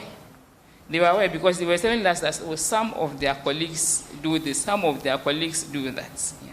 So the market women are also educated, they are aware. But because all of us And when nobody is looking at us, we are just, our default is just doing the bad things. We are all looking for money. The market women too are looking for money. They would also want to have palm oil that looks very red, because when we are going to buy, it appeals to our eyes. We want that. They also look tomatoes. They were complaining that when they have tomatoes that don't have chemicals and they are small, it may not look that good. When we go to the markets where the consumers go, we don't buy those ones. We prefer the roundish, the big ones that have chemicals. The market women mentioned that. And because they also have to sell, as Madam mentioned, they have to sell. They are there to sell, to make money. So they are tempted at times to go that way. So the market women, they also have a lot of education. We are talking about this formalin, they apply. The Sudan dye, some of them also apply. So they are aware that there are these food safety implications. But what we all fail to think about is, okay, I know I have applied this to this product, I am selling, I will not consume it. But I don't know that as we sit here, our siblings, our children are somewhere they are consuming. The food will be eaten today. We don't know who went to which market to go and buy to come and prepare for us. So food safety is everybody's business. So we all have to put our shoulders to the plow and ensure that we do our bit. Yeah, so FDA is doing its bit when it comes to the the misuse of the agrochemicals by sampling once a while, doing survey product monitoring to ensure that the limits are within acceptable values. Thank you. Thank you. And when you were talking, I actually am realizing that there are different ways in which we compound the issue. Because from the fact that growing in the soil, we have the issue of chemicals being used. Before it's taken to the market, for some things, we have other chemicals being put in to, like you said, make the palm oil more red. And I think we all remember when we used to hear how wache was being, some things were being added to the wache to make it more brown and all those things. So it looks like we are compounding the issue on both ends. But Madam Joyce, if I can come to you, we are now talking about the media and the role that the media plays. And we all know that the watchdog of society is one of the most prominent roles that the media plays. So just piggybacking on the question that I asked Madam Maureen, it doesn't appear that this issue is very highlighted in the press or the media. Let's share your thoughts on why you think that is, why the misuse or use of agrochemicals, increasing use, is not being prevalently discussed, as well as the implications of public health also that go along with the misuse of them.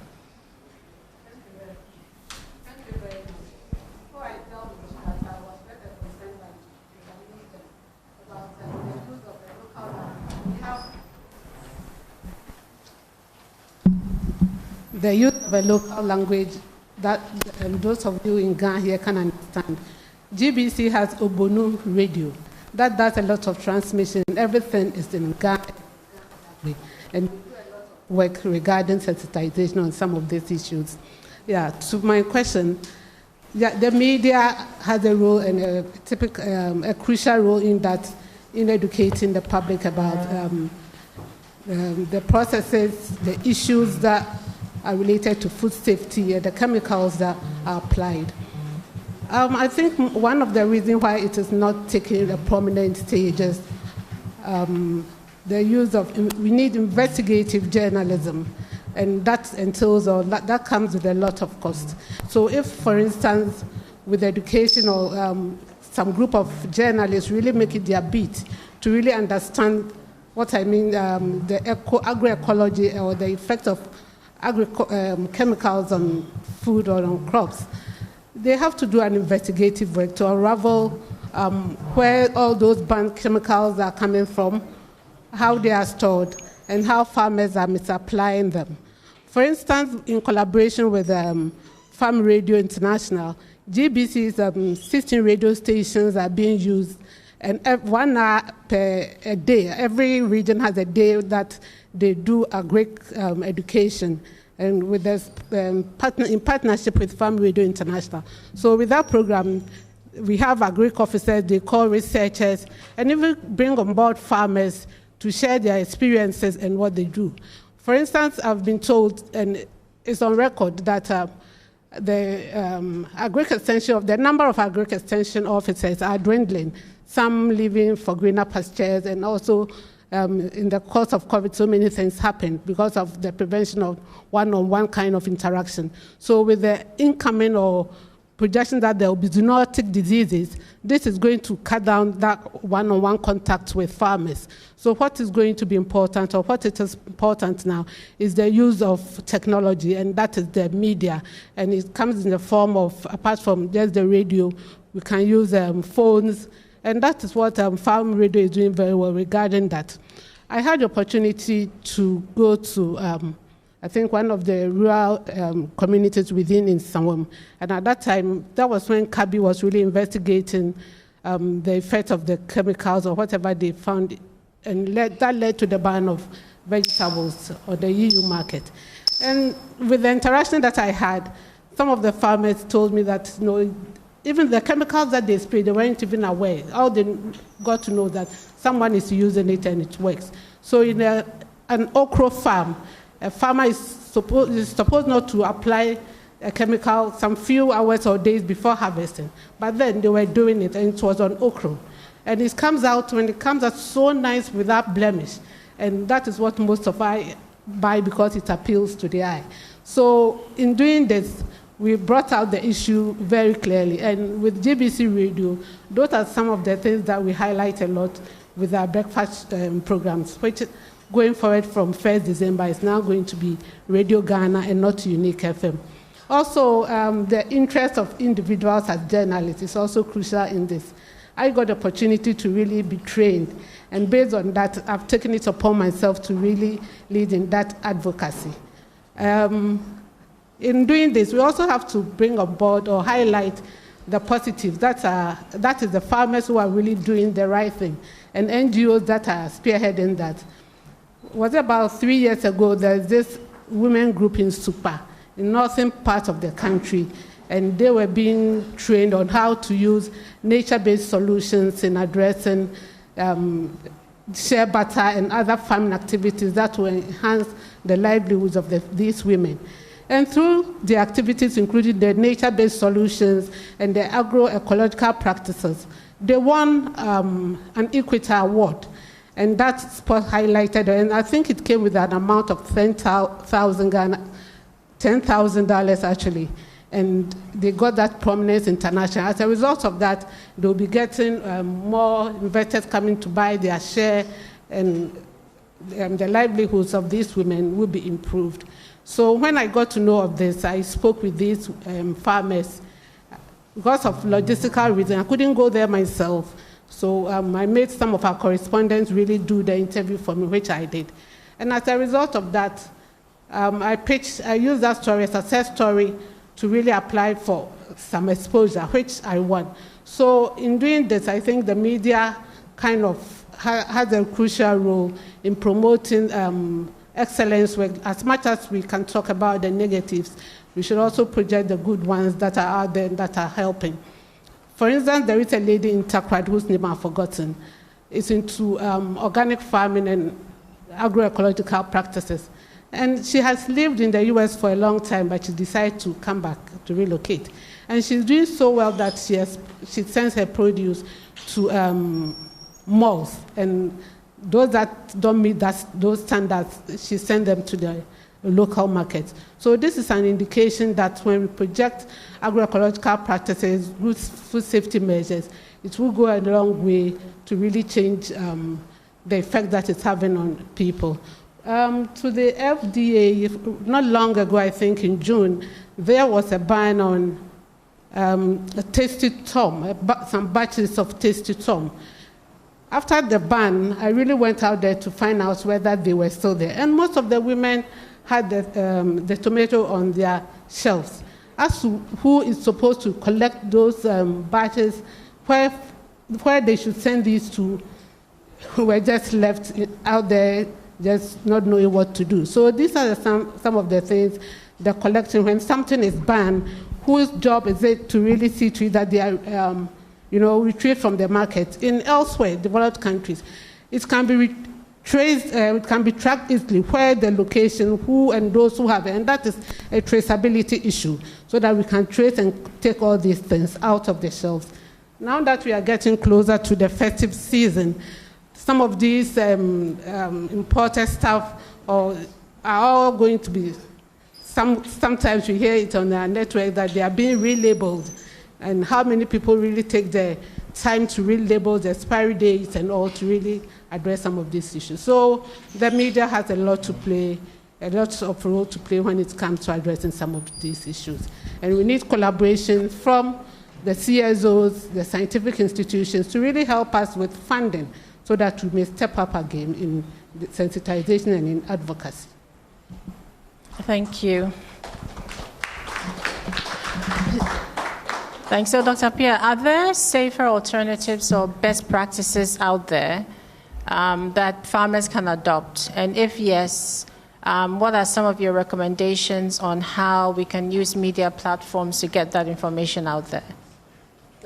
Prof. Moderator, thank you. So, yeah, definitely there are safer alternatives and also best practices out there. So, but then the point is, in telling or educating farmers about some of these best practices, we need to understand it from the perspective of the farmers, why they are doing what they do. If you do not understand it that way, it will be difficult for the farmers to adopt the safer or the best practices. So, for instance, we were talking to farmers about resistance in herbicides. Why sometimes they spray certain areas of the farms and then certain weeds are still there, and then they have to increase the dosage in order to kill them. So we were explaining to them that this herbicide, they have different mode of action, and then the plants, they are also smart. They are higher organisms, obviously, so they have to adapt to the poison or the chemical that you are using to kill them. So they also have to adapt in a way to try to, survive the chemical that you are doing, you are spraying to them. So we were telling them that you have to be, you don't have to be using the same herbicide every year. Once in a year, you have to change it to a different chemical. And then the farmer was laughing. And then I asked why. I said, okay, so we know that this particular herbicide, the efficacy is higher than this one. And then you are telling me to change the one with a higher efficacy to the one with lower efficacy so that the weeds will, overgrow my produce or what, in order to cut down herbicide resistance. So we need to understand it from also the farmer's perspective. So usually we do talk about organic farming and other kind of things. So yeah, organic farming is good. However, we also need to know that, recent studies shows that along the Densu River, the river banks, some of the herbicides, some of the insecticides that they are using are found along the river bank. So if you are even practicing organic farming along the Densu River or even the Pra, where some of these studies have been done, and you're using the same water source to water your vegetables, you are doing organic farming, yet you are introducing the residues from the other farmers. So yeah, we need to talk about nature-based farming. So I'm aware some of my colleagues are working on botanicals like the neem and then the lemongrasses, where you are able to formulate them to control certain herbicides. But then, so from my perspective, what I push for is that we do not, there shouldn't be a target on a specific approach. So for instance, if you are talking about the use of the chemicals, don't only push the use of the chemicals. There should be the integrated approach. So what I always tell the farmer is that if you have a child, treat the crops that you have on the field as your child. If you have a child, you don't expose your children to mosquitoes, because we have medicines for malaria. You obviously will protect the child with the net or close the doors, so that in case malaria strikes, then you take the child to the hospital to get the medicine. It's the same way for your crop. You don't go, if you are taking cassava sticks or tomato, you don't go and then taking the seeds or the stem cartons that are already exposed to diseases. In that case, the the material that you are going to use to cultivate the field is already exposed to, some of these pathogens. So it's going to increase the load of the pathogens, which when, the disease strikes and then you are now applying the chemical to control it, it will not work to your satisfaction. Then you are forced to increase it.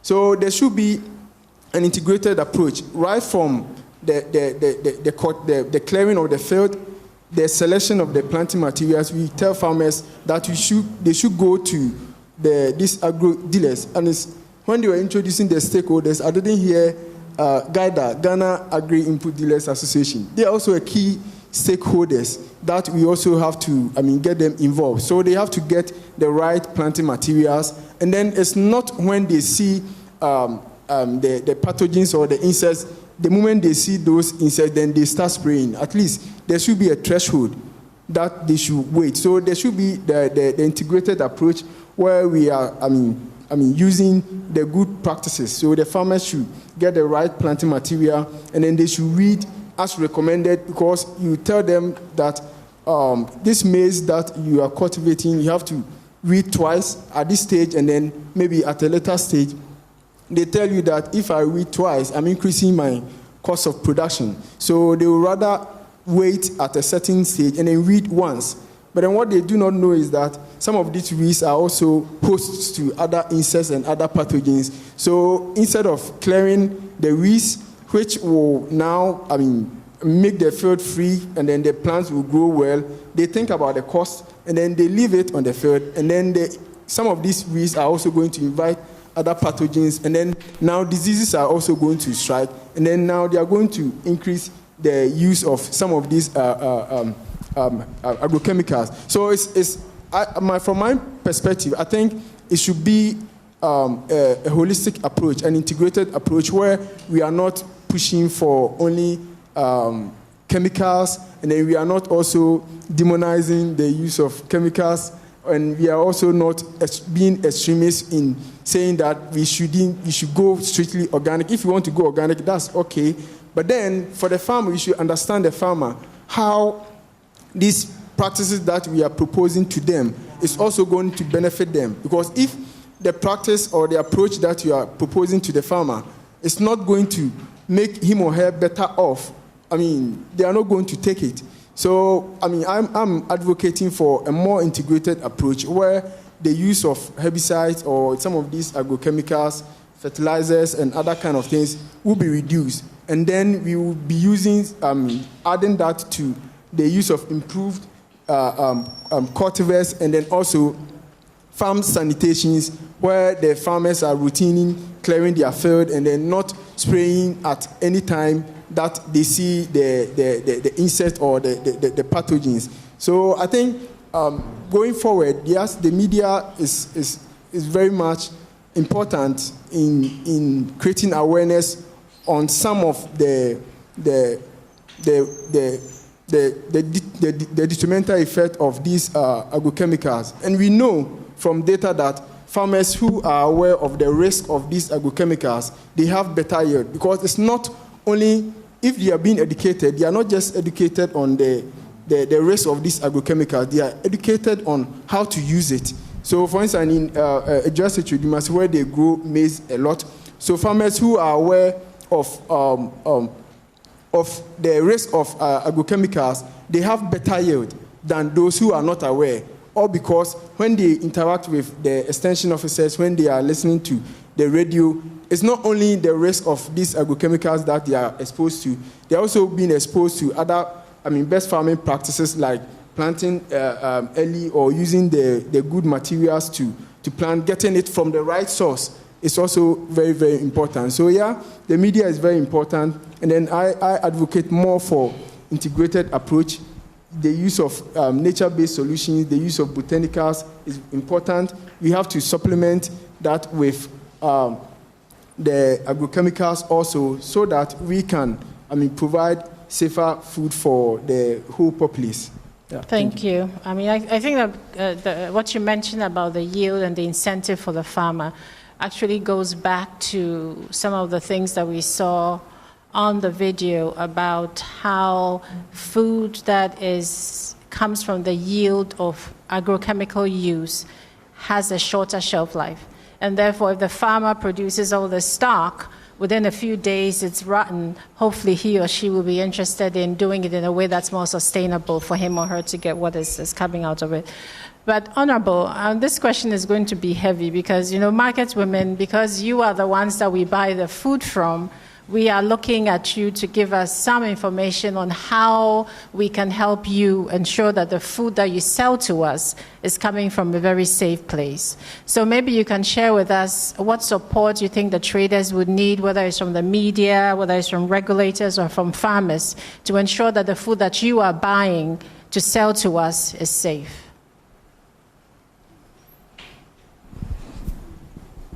Okay, thank you very much.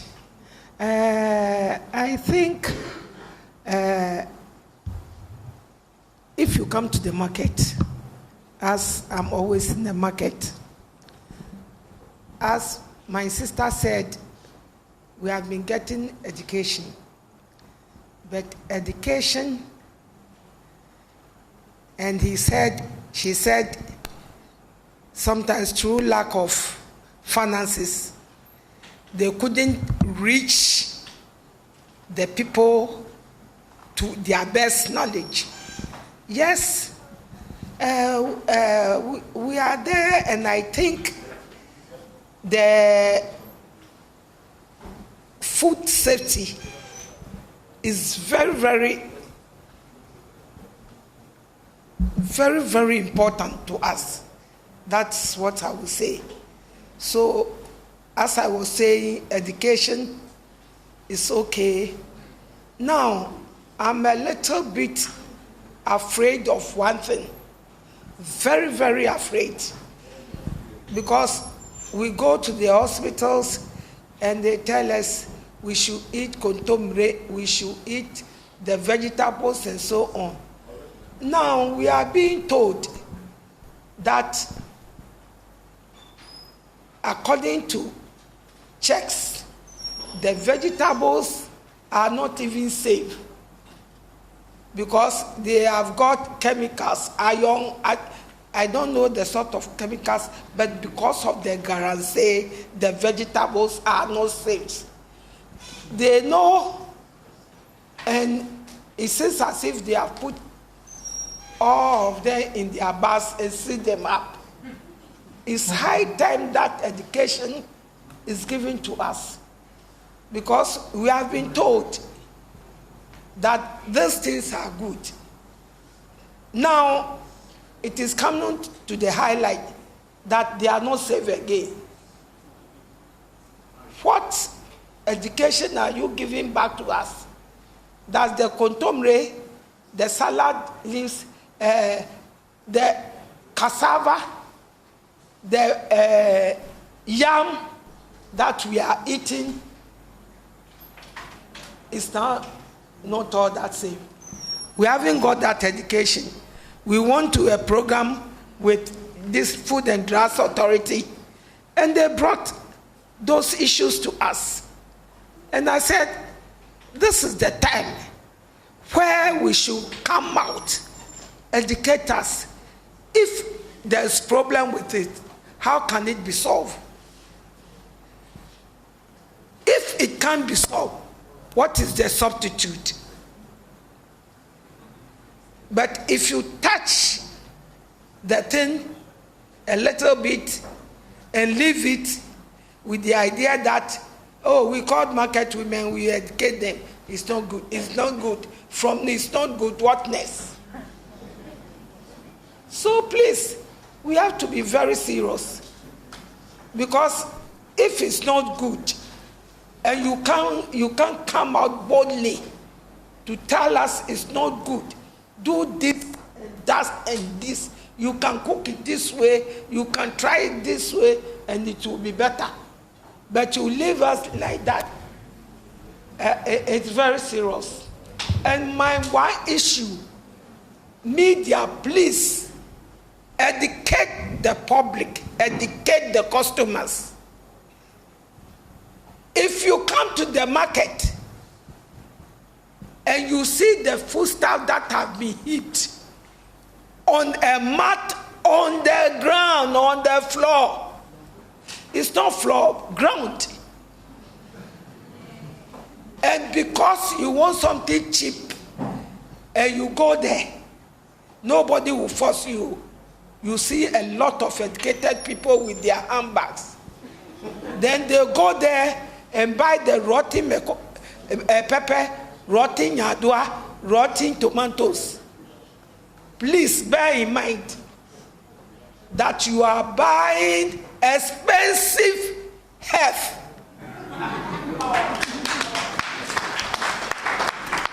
Because you are sending this thing to your house.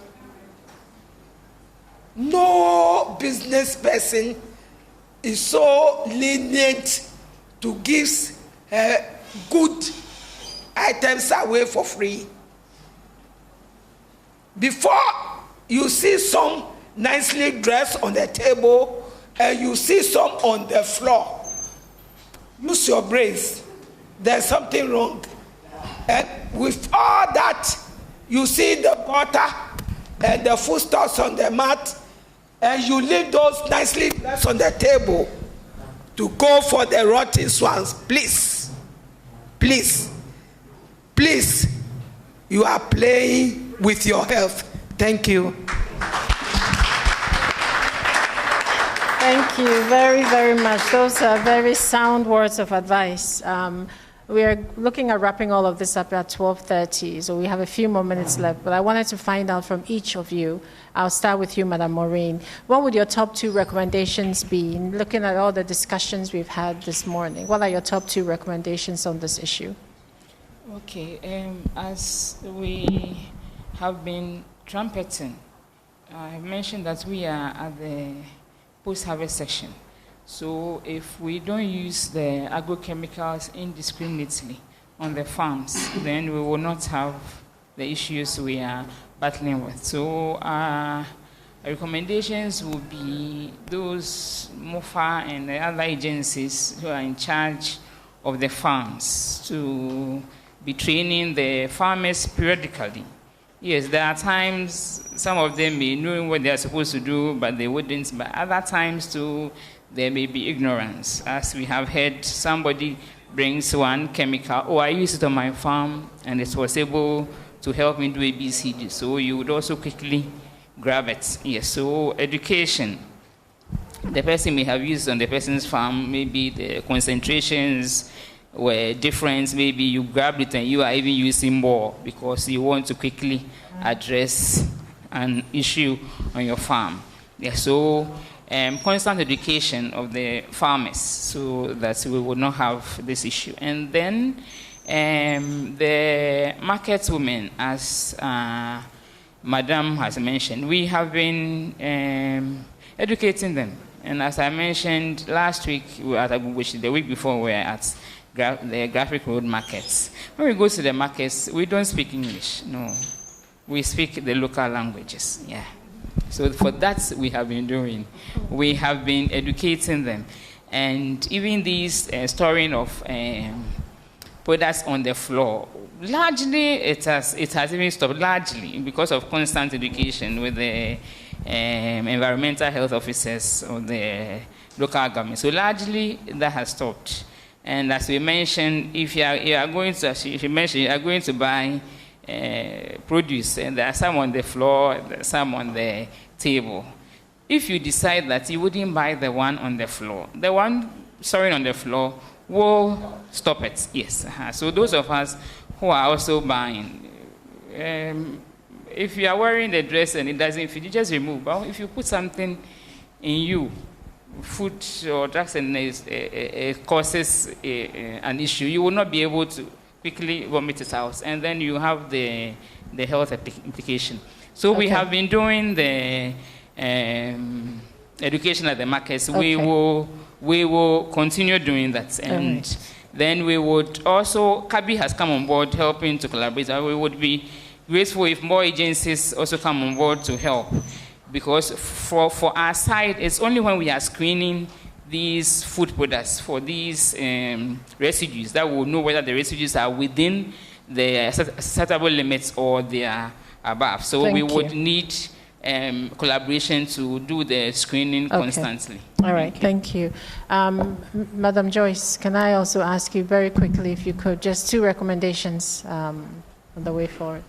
My recommendation would be investing in media work, investigative journalism, for people to go out there to really do good journalistic work so that it will unravel those behind the trade in bringing in these chemicals.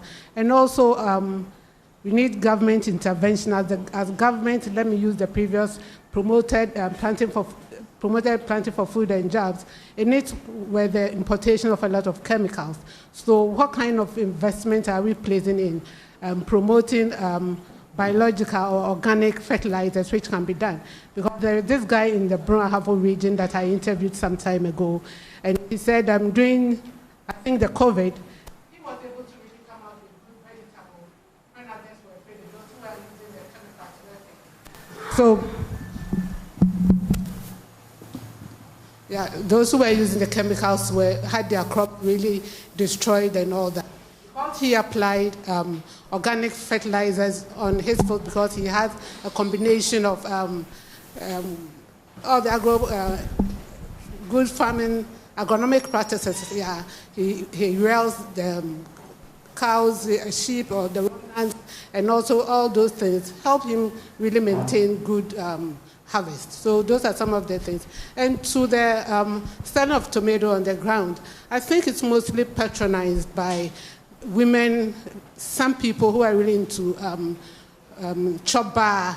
You know, they go in there and buy this in bulk and really process it. But if we think, again, the fact that we can't really know what goes into our stomach and treat it, it's very important for us to really adhere to some of these good practices. And the media, like I'm saying, is promoting that. With GBC Radio, we have so many other programs. With the news, it's quite a short time, but we have discussion programs behind the news, Focus and others that we bring in, resource people to really expatiate on the issues. Okay, thank you. Mr. Bafo. Thank you very much. Yes, I think education is very important. I think collaboration between media and civil society to train media on what to look for in these cases. A lot of media would need to have training on issues about toxicology, about understanding certain vocabulary in scientific journals, and to resource them to go deeper. You hear of stories about 2-3 years ago, there was a story, I don't know if you remember, a family of 6 in the Volta region ate some banku and died.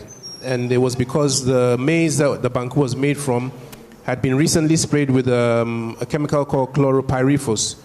And the family just died like that. I think the FDA came out to say that that was the case, that it was chloropyrifos on it. But journalists should understand, where is this chloropyrifos coming from? Who is importing it? How many countries are using these chemicals? Are these chemicals banned in other countries? Is it that these chemicals are on an international ban list and they're still coming into the country illegally?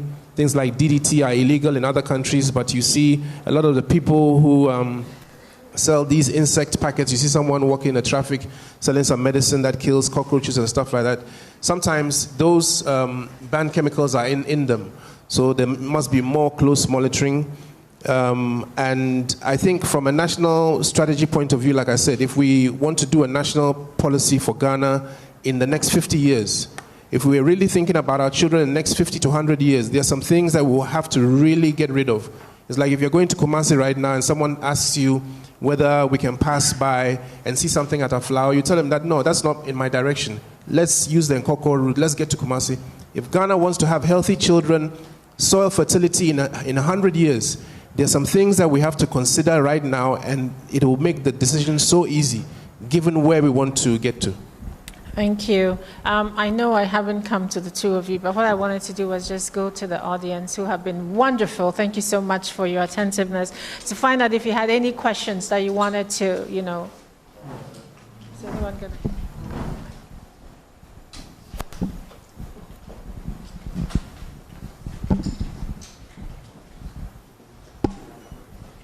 Thank you very much, ma'am. I'm from the Food and Beverage Association of Ghana. I have only three, one of them to correct what the media person said. The safety term was not banned. They had a mechanical fault that created a problem for a particular batch. So they were asked to withdraw from the market. So the product is not it's not a bad product. It's a good product for us to consume. Yeah. So I was saying the safety term was not banned by the regulator FDA. It was rather a particular batch that they had a mechanical problem with. So they were asked to withdraw from the market, that particular batch. But the product is good to go. Now with the agrochemicals, no matter how we see it, they are all poisonous, depending on how we use them in applying on the crops. So over the years, what we see is that continued use of this product really affect the soil content that we see. So when you apply something today, tomorrow the effect or the output will be lower, then you want to apply more. A product like herbicide is very poisonous. That EPA should have banned this product by now. Because anytime that you apply, you are distinguishing between two plants. So the other one that you are targeting will die. What about the product that we are going to eat? This product, chemicals remain on those products for a very long time, even to the harvest time. Then one thing that I have seen, during harvest time, people will tell you, especially cabbage and lettuce and other things, apply certain chemicals and then before you harvest. But by doing so, there are time limits that we need to accept before doing the harvesting. But unfortunately, when they realize that the products are being affected by insects, they quickly apply, knowing that maybe they will lose the plant, so they would then have to harvest even before the time that that residue would then dissipate from the product. So education is the most important thing. We have our agro extension officers. We need to deploy them. And more people should be deployed in this area so that they can train the farmers. Because at the end of the day, the product that comes, if we are not careful, that is the end result that we see. Then the market women, madam, we beg you, the education starts with all of us, especially your people who are putting the product on the market tables and all that. Something has to be done. Food safety is everybody's issue. But sometimes when they go to buy the products, especially banana, they want to ripe the banana in 3 days when it's supposed to take 7 days. They do that, and then the next day they put the product on the market. When you go and buy the product and you eat, you don't know what is affecting you. Yeah. Rotten tomatoes, when we eat them, it affects our brain. And this is something that we need to sensitize the market women for them to know that we need not to sell rotten tomatoes, no matter how any form that it takes. Okay, but you see the Choba people going to buy this product, tomato, using it in the food that we eat. And it's very dangerous. Thank you. So we need to up the education. Thank you. Who's next?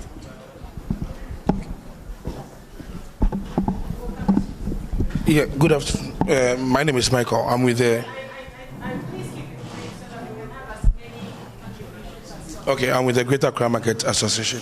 So based on the discussion, we know the problems and the solution. So why is that we don't get the extension officers that deal directly with the farmers to know which farmer is doing the best practice so that we can also educate our traders that probably you buy from this particular farmer or buy from this particular area, because it's business. So far as it's business, we are buying and we are selling. So we can get our people to know who is doing the best, who is not, because the same farmers also export these vegetables. And funny enough, they do go by the standards that they are supposed to meet before they send it out there, because if you don't meet those standards, you can't export them. So why can't we do the same, that the ones that we are also going to come to consume here, we also meet the standards, or we get to know the farmers which are doing the right thing, then we buy from them. Thank you.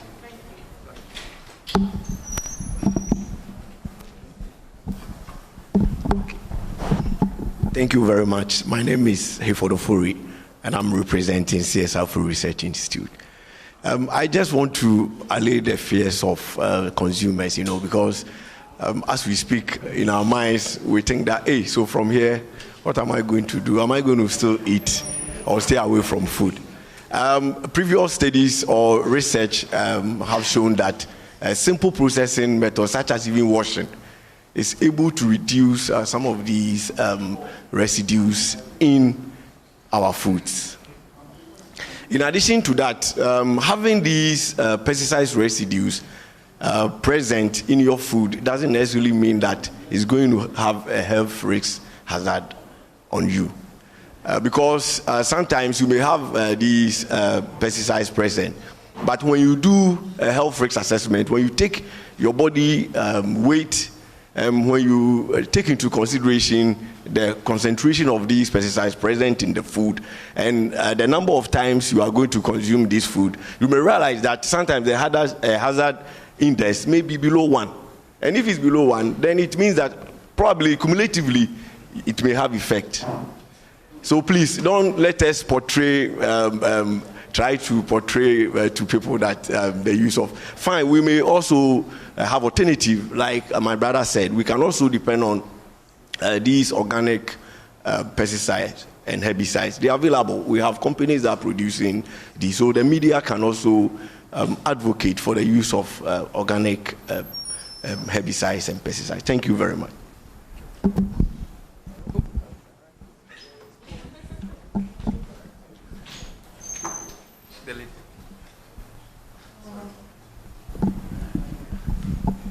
All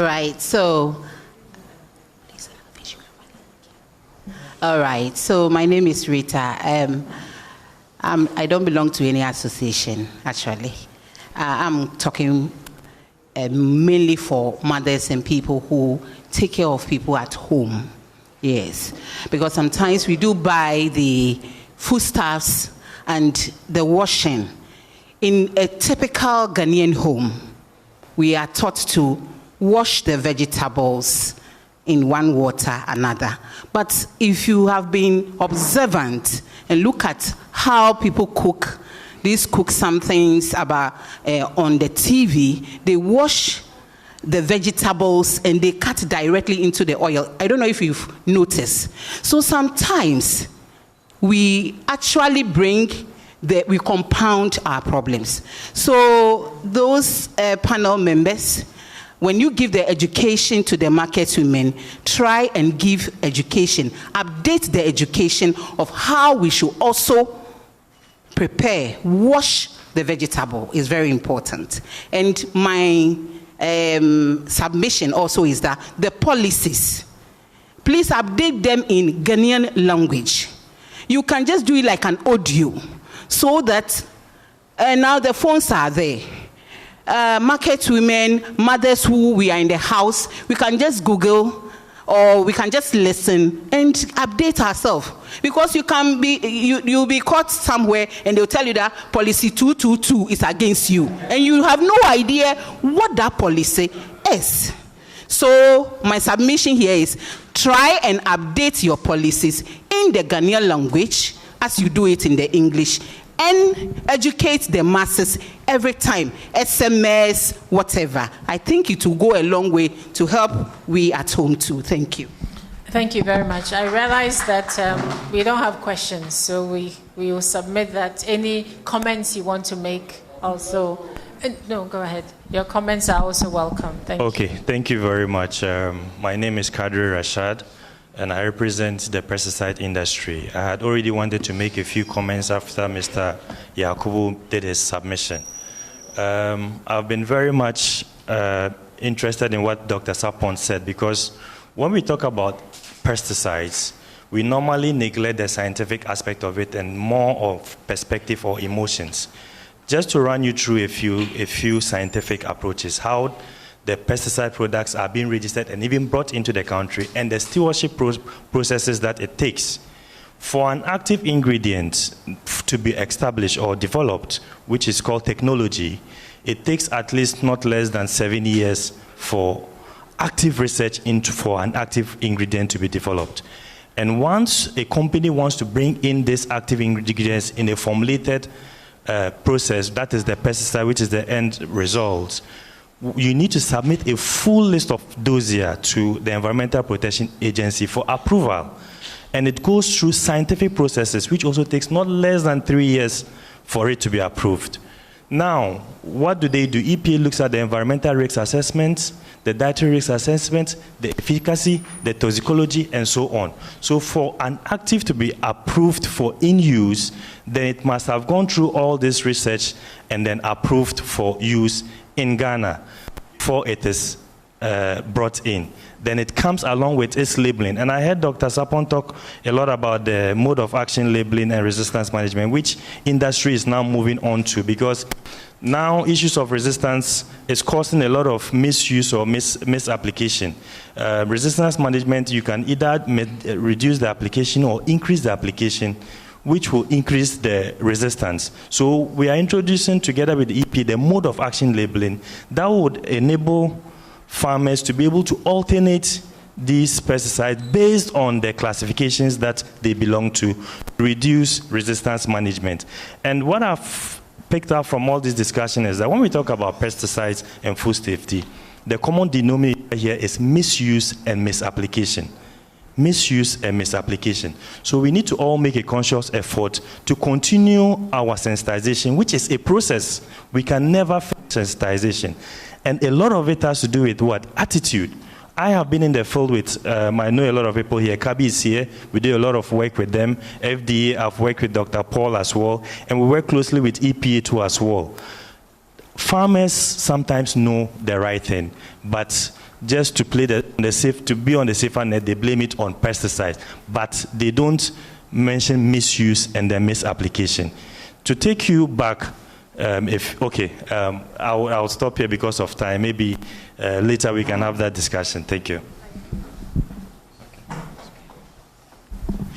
Thank you for the opportunity. So I think I would link my question to what my mom here said earlier about what we at the home level can do to better our lot. So coming down to our agency as consumers.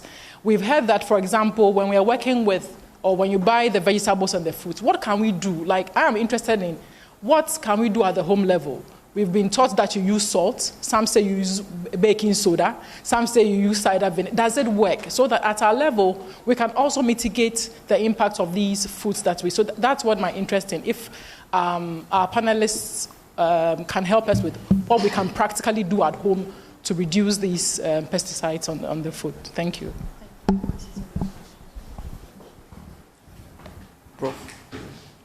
Yeah, well, I mean, my answer to you would be that, I mean, like I said, the best thing is not to have the pesticide residue on your food at all. But some people use salt, some people use charcoal soaked in water to soak it in for a while. Other people use vinegar. But then again, you can't guarantee that it will remove all the pesticide. You see, in other countries like Europe and the US, some of these active ingredients are banned. So the gentleman who was talking about the standards and the procedures, I'm trying to figure out what kind of standards then we have here, because something that is banned outside finds its way in Ghana and we use it. But internationally, we should have the same standards. Human beings are human beings. A human liver in Ghana is the same as a human liver in Sweden or in Switzerland. So we're talking about international standards, and I think that we should be seeking the best for Ghanaian children, the best for our lives, the best for our environment. And once there are natural occurring elements, I don't see why we should import these things that are expensive. And the problem is that these chemicals, the pest eventually develops resistance. So then you need higher doses of the chemical, because the insect or the worm will eventually develop resistance. Sometimes the second generation will be able to withstand the spray, then you need 2 cans of this. So it's like I said, if Ghana is thinking about 100 years' time, there's some very, very easy decisions where we'll see that we can't afford to mess around with. Thank you.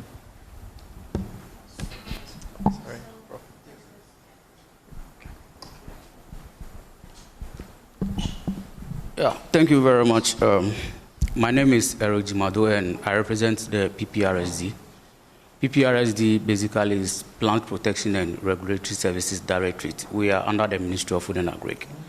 I think the baseline here is the dangers associated with pesticide use. And in this country currently, you realize that there are a lot of regulators involved in pesticide use and management.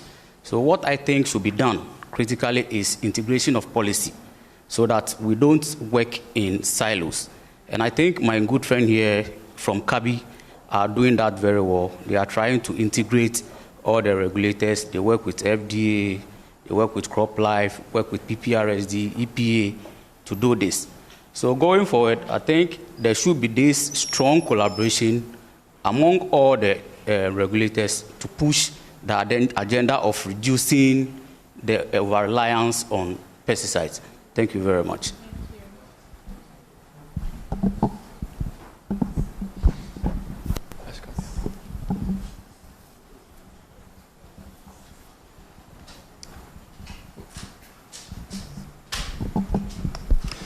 Thank you. My name is Solomon Ajumandia from Kabi. So a lot has already been said in terms of what we are doing with the various stakeholders, and I just wanted to touch a little bit on what my friend Rashad said, that our focus at the moment, yes, the products are dangerous in so many respects, but the focus of the education and the engagements that we are doing, it's supposed to be a lot more on the misuse and the misapplication. Some people have even asked us on the field that if this particular product is so dangerous, why does it get into the country in the first place? But the only problem there is that several chemicals, if you ask the EPA, they will explain to you that several chemicals are brought into the country for particular purposes. And then by one way or the other, some people find it useful in tomatoes. So something that is for something that may not be agriculture at all will find its way in agriculture. And it becomes very difficult to tell the policymaker to ban that product, which possibly was supposed to be for some industrial use or some other thing other than agriculture. And people have found out that when they put it on their tomato, quickly it kills the germs, and that's why they are using it. So a lot of the education should be going into what are the behavior determinants of the people who are practicing these things, so that we begin to target behavior change and then get the people to begin to behave right. The education is important, the awareness is important, but we should also go beyond the education to understand why people are practicing and doing what they do, so that they don't use cocoa products on tomato, because something may be okay with cocoa because we don't eat it directly, but because it works faster on tomato, they will just put it on tomato, which we eat directly. That's one of the key things I wanted to talk about. Thank you.